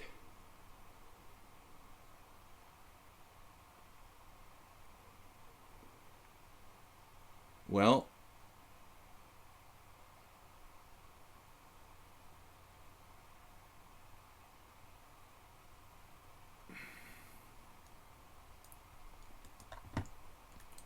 where do you get your ideas for dining out anyway? Personally, I like to check, you know, what criminals have used my credit card lately and see what kind of restaurants they're into. Gives me new ideas for where to eat. So King F1, I found Joel Benjamin approved. It usually involves playing something like H4 and just leaving the king on F1. How many times have I seen Joel like put his rook on H3 in this advanced variation? If you want a kind of systematic approach to the French, I think that this line is probably not a bad choice. Not like a very tactical system for white, though. Okay. So this looks pretty normal. Again, myself being no expert in this.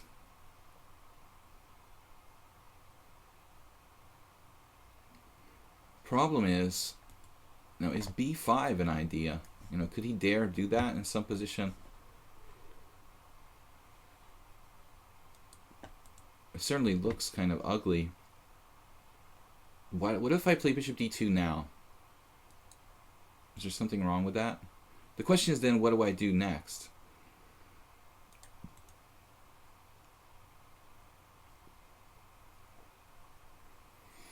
Question then becomes, what do I do next? If bishop d2,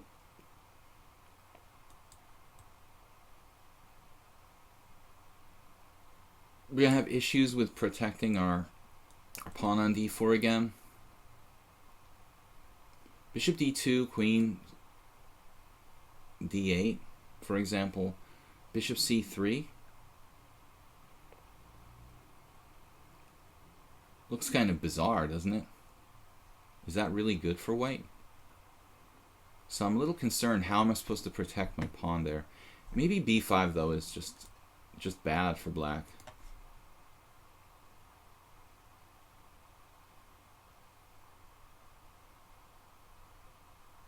Alright, I don't think he can play b5. That looks really weakening.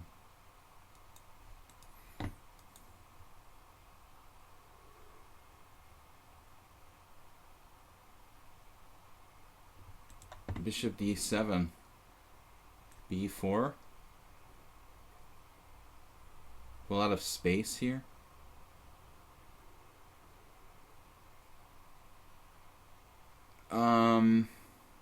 Yeah.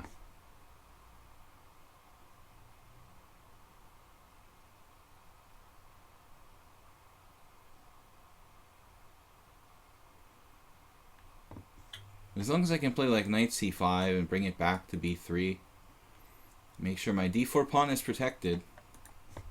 Kind of the heart and soul of white's weird position. King on f1. Not wanting the game to open up too much just yet. And the other thing is that this f6. And what is... You know, g4, knight h4 isn't something that you normally want to do. So you have to constantly be on the lookout for f6. But he's got to watch out for g4. If he plays f6, then g4 will totally randomize the situation, hopefully in white's favor.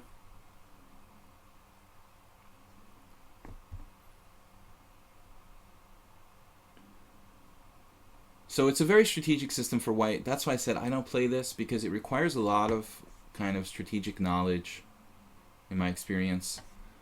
Taking the bad bishop, it's tempting, because he does give me like bishop b5 and some threat, sort of. But I don't think so. I think you want to keep the pieces on the board and keep black cramped. I don't think I want to trade pieces.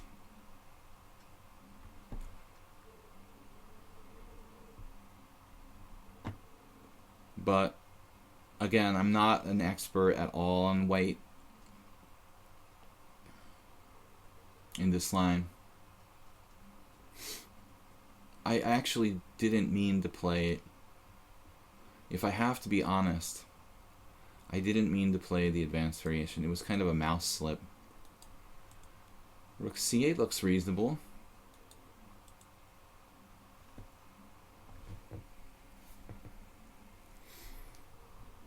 Alright.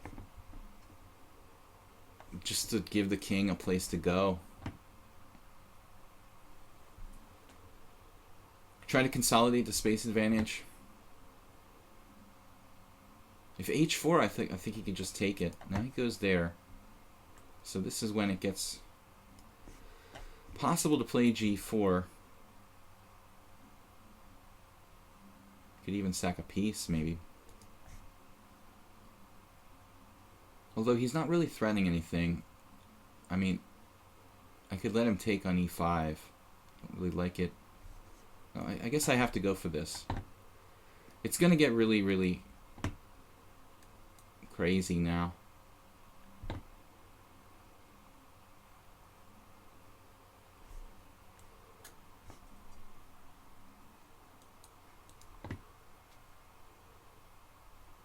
I thought we were like winning a piece.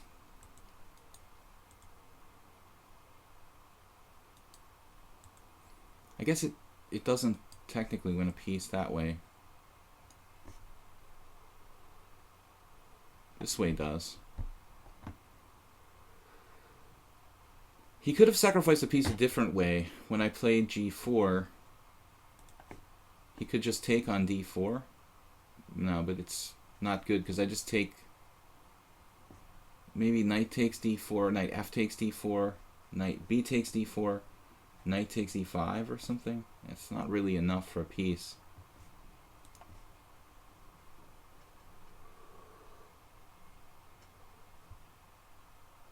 Take care, Sakura Matsumoto. Thanks for joining us here. Good to have you. It was fun. Enjoy your evening, whatever it is there in Japan. So we are up a piece. That's usually a good start.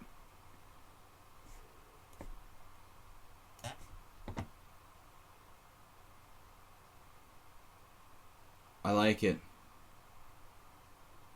Nimzovich in control of e5. This is a lever we might be able to use. Queen g6. Eek. I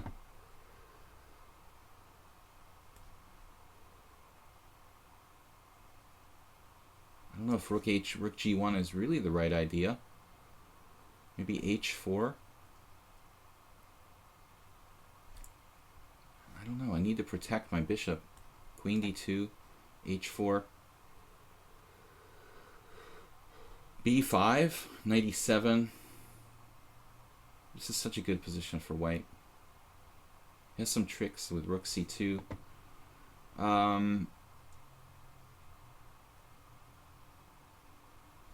Everything's good. Queen d2. Have to be a little bit careful here. This should really be winning.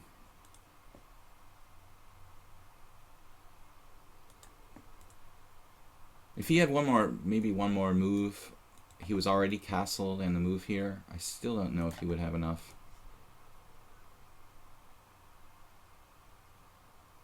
Guys, we've got time for maybe 2 more games. If one of them's really short, it would be 3.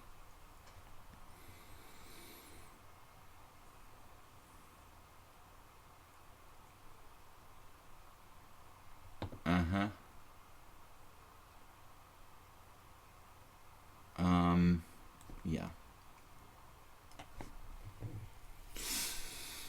Not too many options there.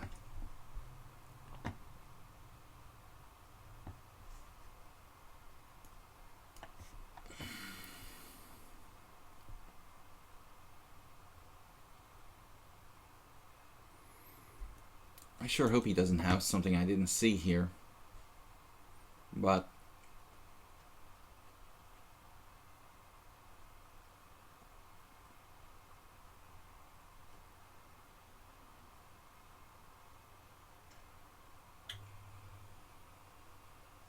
are some resources.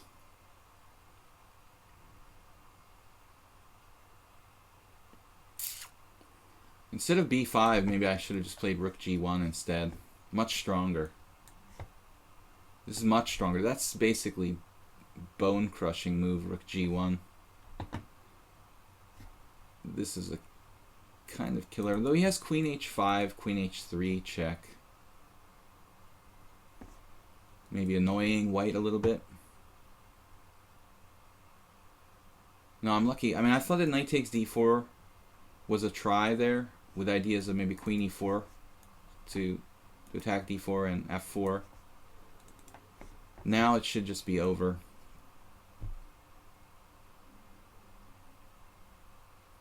His queen is forced back. The queen is forced back to e8, and that can't be really... Can't really be a good thing for white, black, whatever color you want to call it.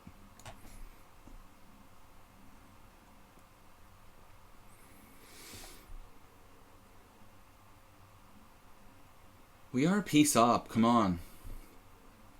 Just resign, please. He has still a few glimmers of hope, maybe. I just like him to resign. It would be easier that way.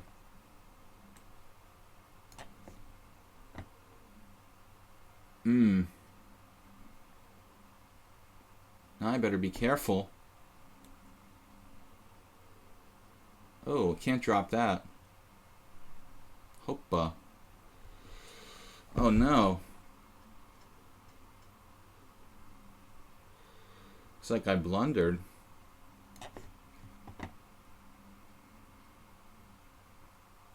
That move. Every time I turn around, he has a different move.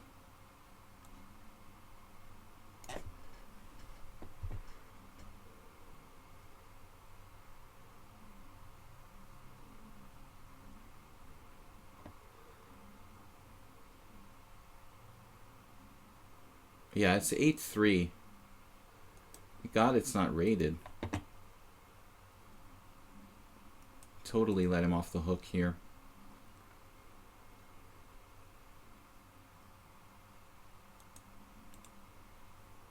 Yeah, he just didn't see this move, rook c3.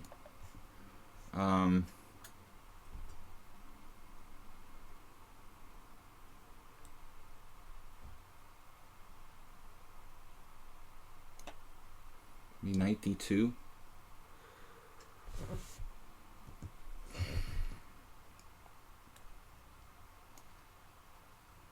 Still not that easy to find the move.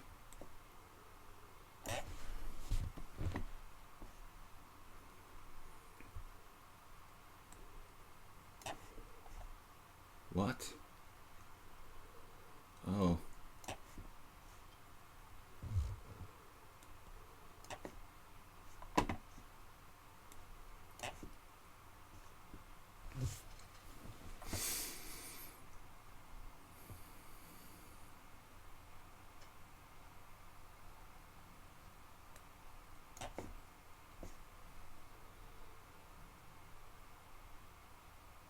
Damn.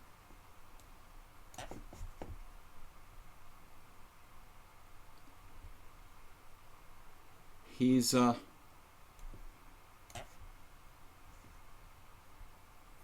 dangerous customer.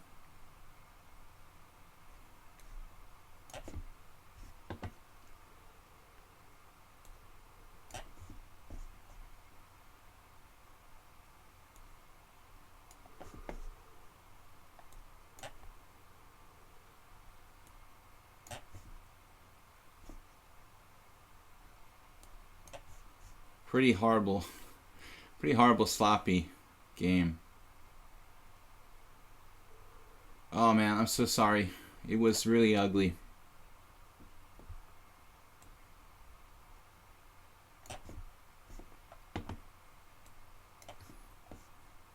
He's not one to resign.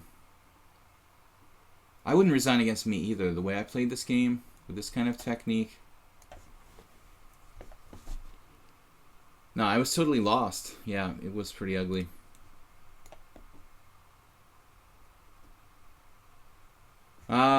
sorry. It was really pretty ugly.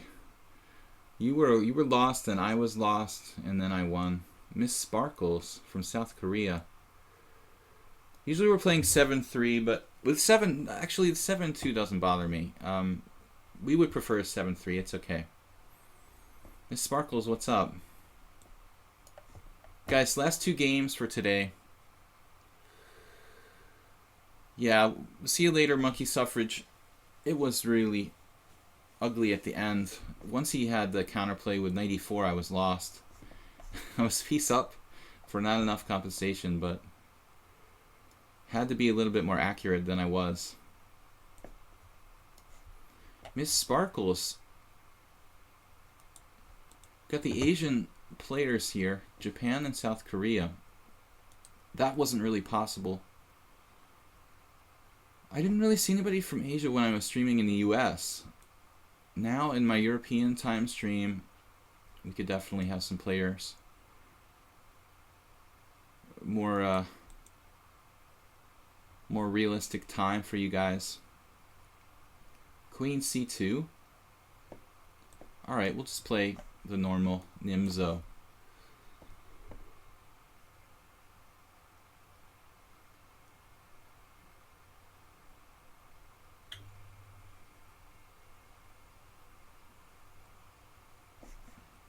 Bishop takes f3 is possible. But I don't think it's really that great to do that sort of capture unless black gets like domination of d4. I could possibly play something like bishop takes f3 and c5. There he could play even d5 potentially. Maybe not. Bishop takes f3, pawn takes f3, c5. He'll probably play a3, takes. Yeah, it feels a little risky to me. I'd rather play something more solid. Bishop e4.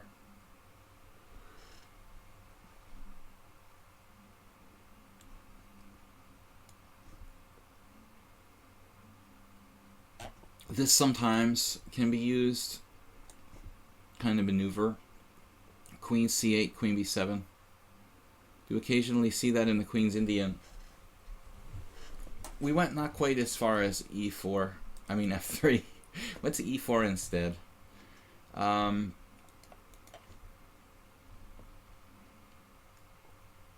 It's a big difference between playing bishop e4 and bishop takes f3. These are very, very different moves. Although it would be interesting to play it now, you know. You could play it now and with this queen on b3 instead of on c2. Different position. Maybe better for white because his queen is... There's another possibility. Bishop takes f3, pawn takes f3, knight c6. I didn't mention with the queen on c2. And that's kind of cool, come to think of it. Let's try it. We're just going to make it up as we go along. Miss Sparkles, I think I called it him.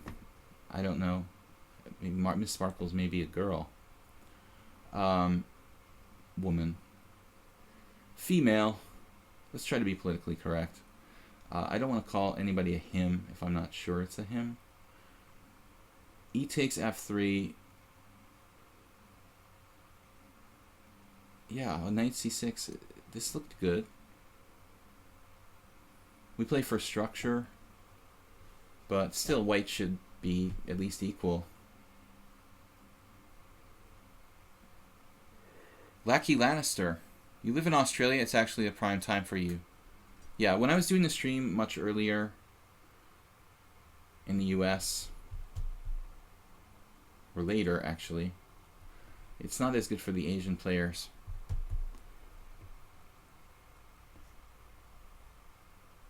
I'm really big on political correctness.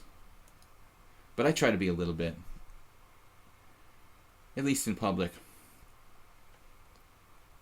I just think it gets carried away too far. So. But, Knight c6.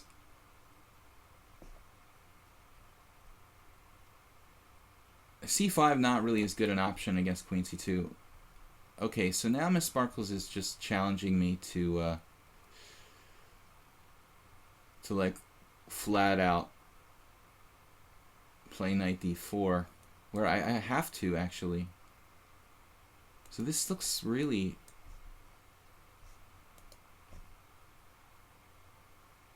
tricky. I have to think here because there is the possibility of taking on d5, but the problem with that would be take d5, cd5, queen e7 check, and white can play bishop e3.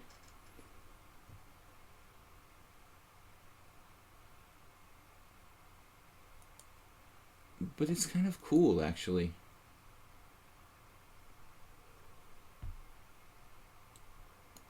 We'll give it a shot. I mean, I don't like opening up this bishop for the diagonal, for the bishop on f1 that much. It gives me a lot of options now that my queen is protecting this bishop on b4. Now I can play knight d4. But bishop e2 changes my calculations a tiny bit. Should be good, though. I kind of expected bishop e3 when I had like knight f5 ideas. So maybe the d5 just kind of overextends for white, this move. Not the most flexible. Maybe it's a little too aggressive. White should just protect that pawn on d4 with bishop e3. And it's equal, more or less. Am I not just winning a pawn here? Queen takes e2 check, optically. Kind of funny. We take everything, take on d5, and we're up a pawn in an endgame.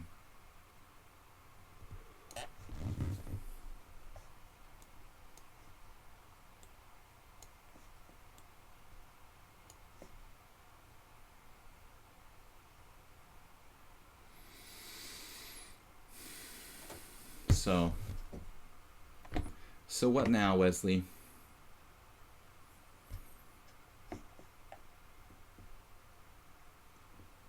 Basically, with this pawn structure, it should be over. But I don't want to play knight f6 and let white play bishop b2 and double my pawns, particularly. So we should, yeah, he's like pre-moving.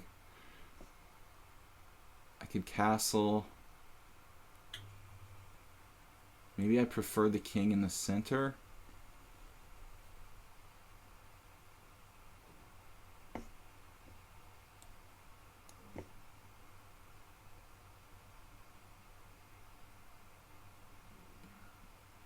Castling queenside is actually quite viable. Although there are some benefits to putting my king on f7. So maybe we prefer this square for our own purposes. For the king,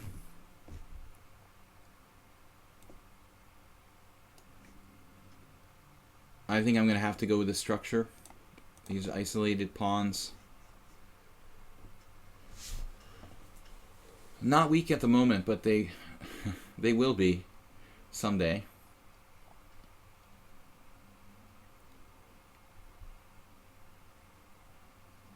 If you like this stream, don't forget to donate. Yeah, thank you for reminding everybody. There's a PayPal shortcut on Twitch. Also check out my YouTube channel, Video Chess Training. We're going to play one more game after this, guys. I've got challenges from Geese, Can't Play Now, Cheese Magic, and actually I should play FM Tactesian because he was challenging me earlier and I didn't answer, although he's challenged me 7-2. But I believe I dropped his challenge. He didn't say anything, though. If you are out there, FM Tactesian, you should mention it, you know, if I drop your challenge or your challenge drops. Like, I didn't do it personally, but you should, like, say something, because I almost completely forgot. With all those pieces on the dark square, stopping the bishop. Yeah, as long as his bishop doesn't get to b8 or d8 and start taking my whole pawn chain, then it's okay.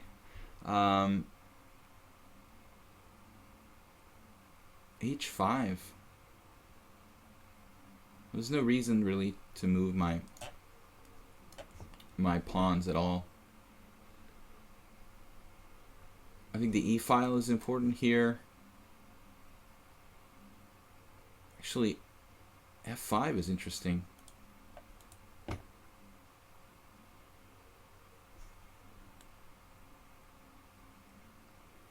He could play, oh man, f5, rook d5. That's like the golden opportunity he needs. She. Sparkles is playing for the clock. Wow.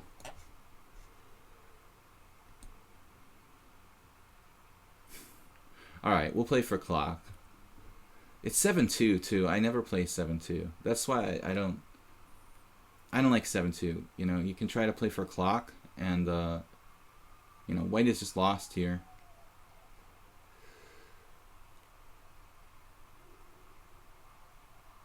With 7-3, there's no clock. There's no playing for the clock. A little bit, but not really. If it's a really, really tense endgame, like a king and pawn endgame that's really close, like I had against Sean Shaw earlier this week, then sometimes even the 3-second increment isn't enough. But in general, with 3 seconds, you can usually play like adequately strong move. But with 2 seconds, you really have to play like it's bullet chess.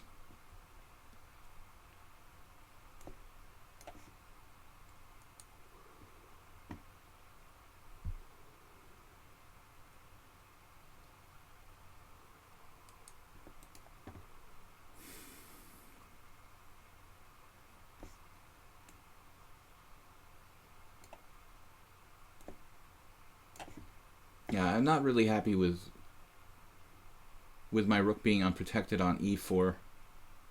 Sort of not that sufficiently protected.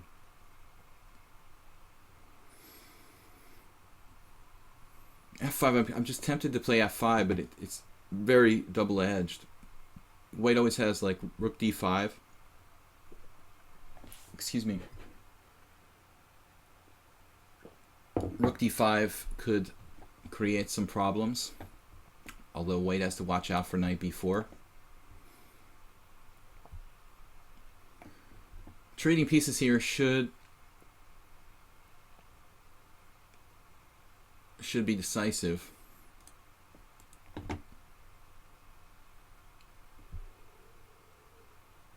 And we can improve our position. It's kind of difficult for white to improve her or his position. Can the bishop teleport? Well, in some, I guess in some variants it can.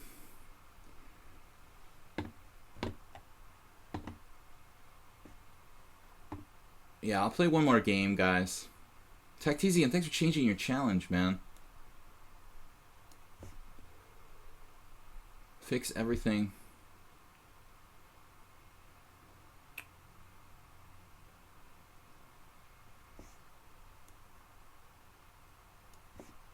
I just have to make quick moves.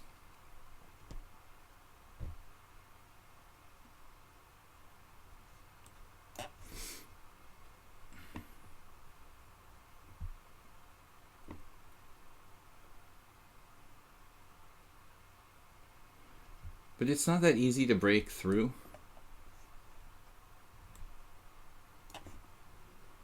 This move may be tough to answer.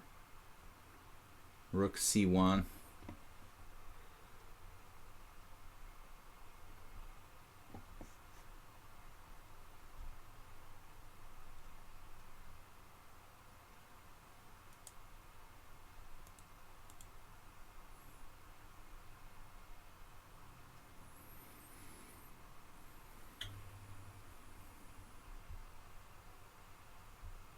think that should really win.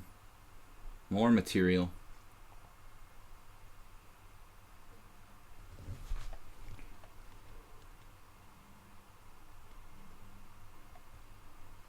Very powerful threats now.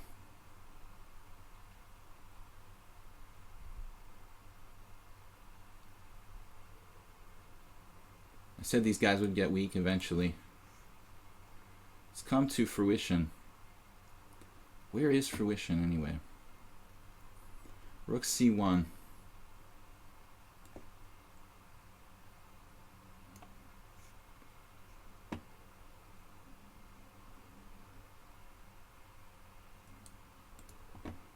Rookopolis.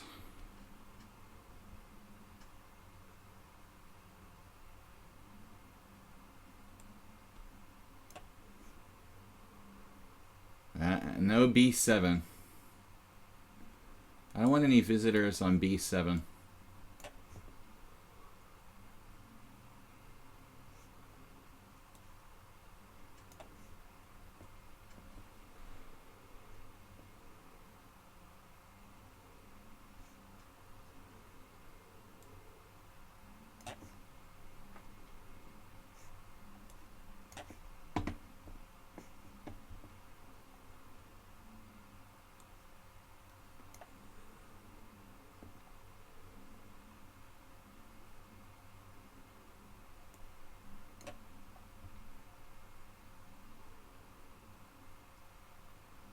Dearly departed pawns, we are gathered here today.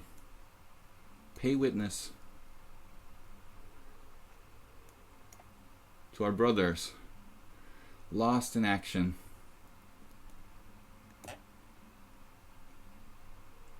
Alright, last game, guys. Thank you, Miss Sparkles. College try there. FTM Tactesian. Sorry, Geese, but Tactesian was here, and I think I just ignored his challenge much earlier. So we're going to play. All right.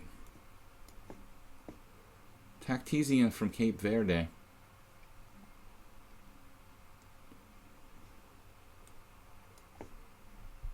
Last game for the stream today, guys. We'll be back tomorrow, Thursday, 10 a.m.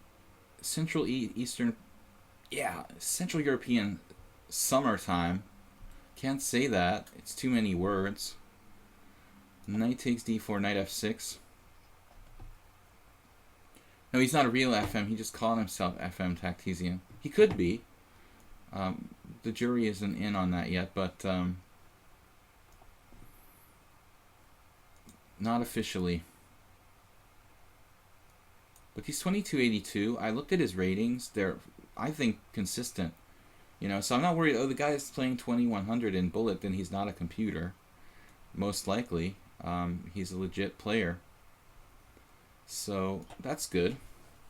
We like to see the consistency. You know, when playing a new player who's master rating, I like to see that the ratings are all kind of lining up. Like, he's not 1500 in Blitz and 2200 in Classical. That's a bad sign. Queen b6. Rated game alert. Yeah, of course. It's the last game in the stream. Someone I haven't played with before. I'm going to play... Actually, I'm going to play a6. I think bishop e7 is like more solid, but people know those variations better because there's a lot more theory. Now bishop e3, not the main line. It's kind of an interesting approach.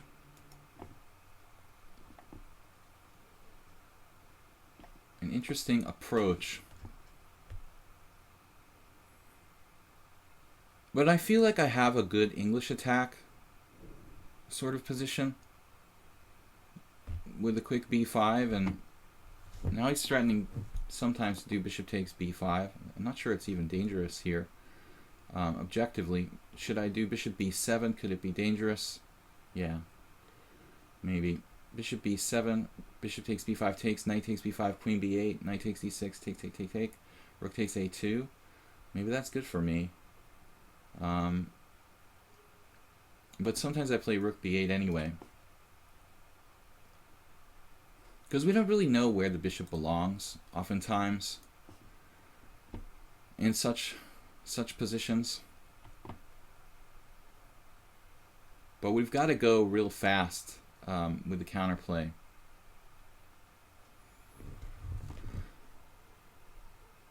There was a time many years ago, like more than 20 years ago or so, when I used to play the Scheveningen with black a lot, and the black side of the Curies attack, the black side of positions that were similar to this, but what felt like maybe 2 tempi less. That's really tough. So b4 is an option, and then d5. And now bishop f4 will always be a try because of my lineup with my queen there. b4, he has knight a4, which looks a little dubious. More likely he'll play knight e2 and recirculate to d4. Although b4, knight e2, d5, bishop f4, bishop d6 actually looks okay for black. Take on d6, take on d6, take on d5. Should be one way to play the position anyway. But not the only way. You can also play a5. It's a little more natural. Actually, I had a game with somebody recently on the stream here who played pretty much the same position against me. I think I played knight e2, a5, knight d4, knight takes d4, knight takes d4, bishop d7 against someone recently here in a very similar type of position. Now, this knight, I don't see what's going to happen with that. Alright, so you're going to support it with queen f2 and take it to b6.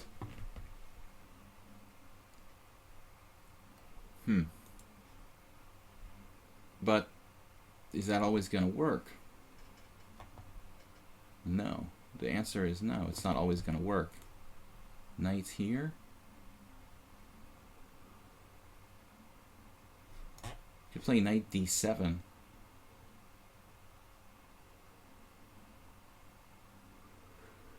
Knight d7 just preempting any kind of invasion at b6.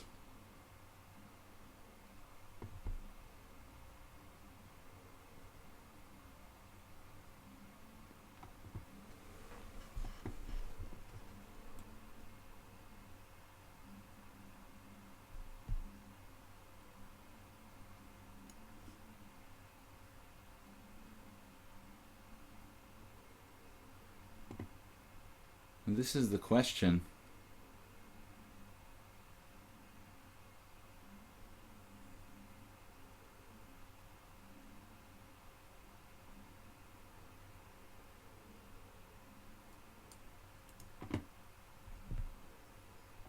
This knight has no way for it to be protected.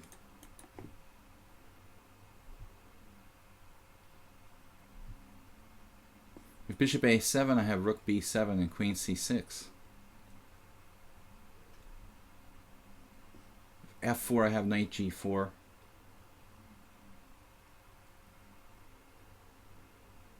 And this is not, I think, why, well, normally you're seeing the knight go back to e2 and to d4. Knight d2. But this is like a kind of forced move because white wants to play b3, I guess.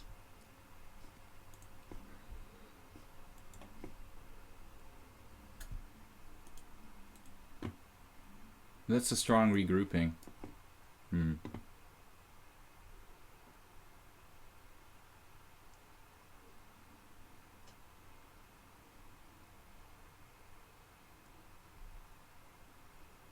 That's a very strong move.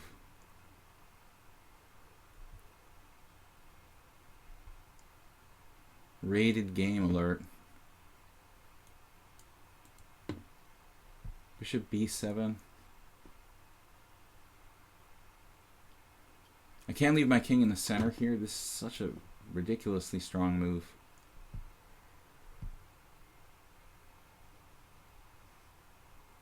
Queen c6, b3.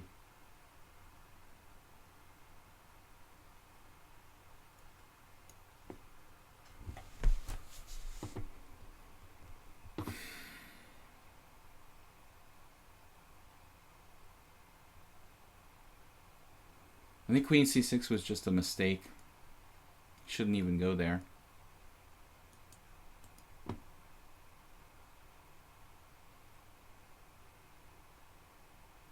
I'm actually relieved that he played knight c4,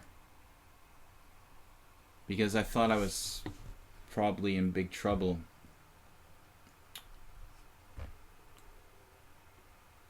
Now it's not as cramped, so I think black might be okay. But honestly, if he didn't play knight c4, my knights were kind of jumbled, and I think I was definitely worse.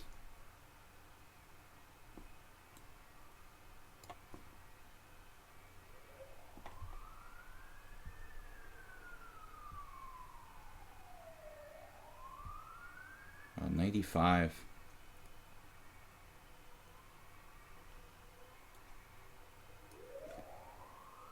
This thing is just too strong, too strong to leave it there. So that's that. FM Tactesian, wow.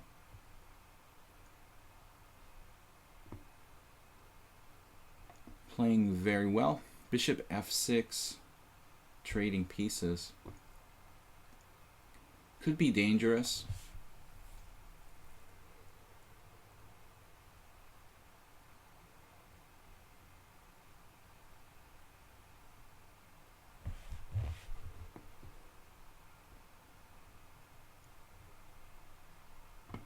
It's probably okay.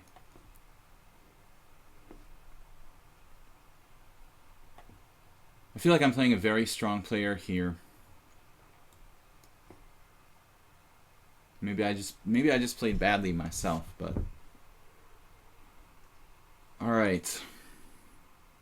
Wow, h5. That's kind of dangerous for me.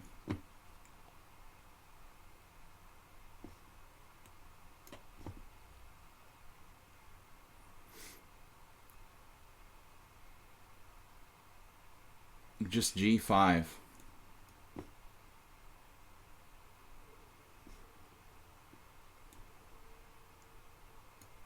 Takes, rook takes, king up.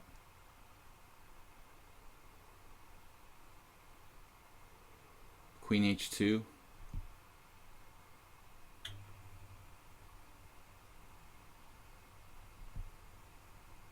Resigns.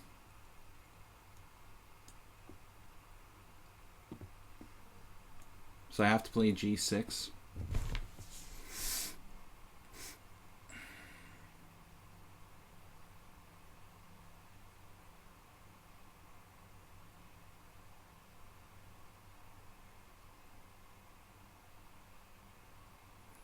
That's not the move I expected. White's still better. Click h7. h7 looked really scary.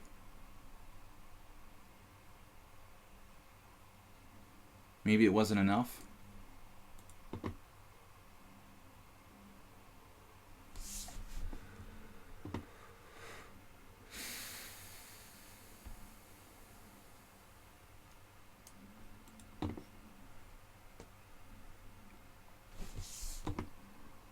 g4.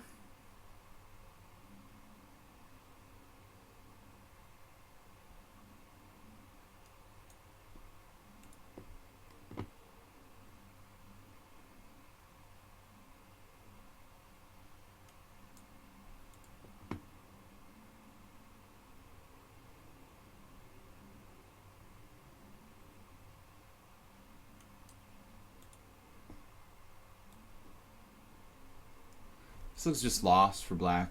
I don't see any way to defend.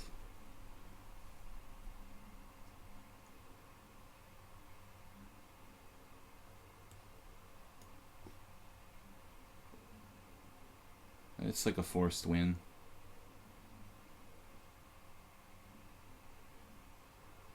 I can survive for a few more moves, probably.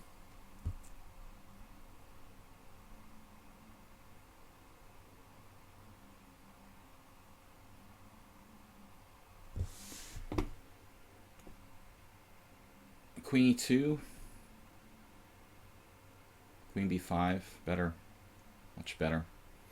Alright, let's not give up hope. Necessarily. Cape Verde. Are there any masters in Cape Verde? Does anyone know?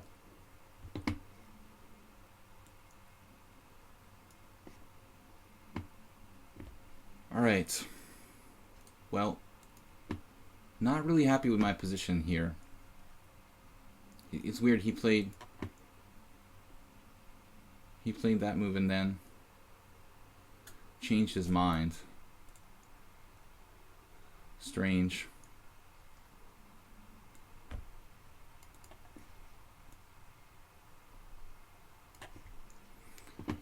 It's also very, very fast. Should have checked first on f1.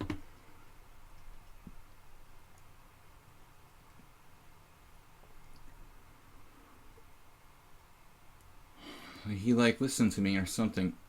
But I think White's kind of screwing this up. Not completely, but he's been making inferior moves for a while now. There's a threat there, though.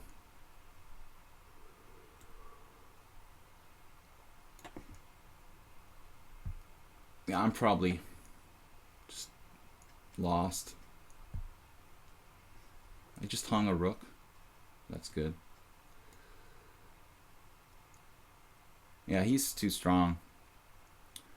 Too strong for me. Knight b6. There's no way to not lose material.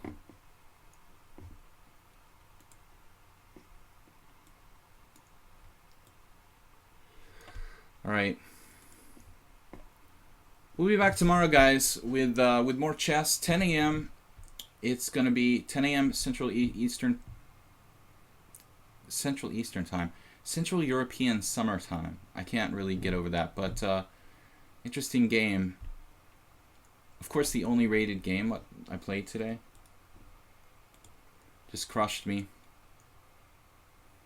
We'll be back, yeah, tomorrow morning, and hopefully have some discussion about the Olympics. Any kind of chess questions you might have. We will see you guys then. Bye-bye.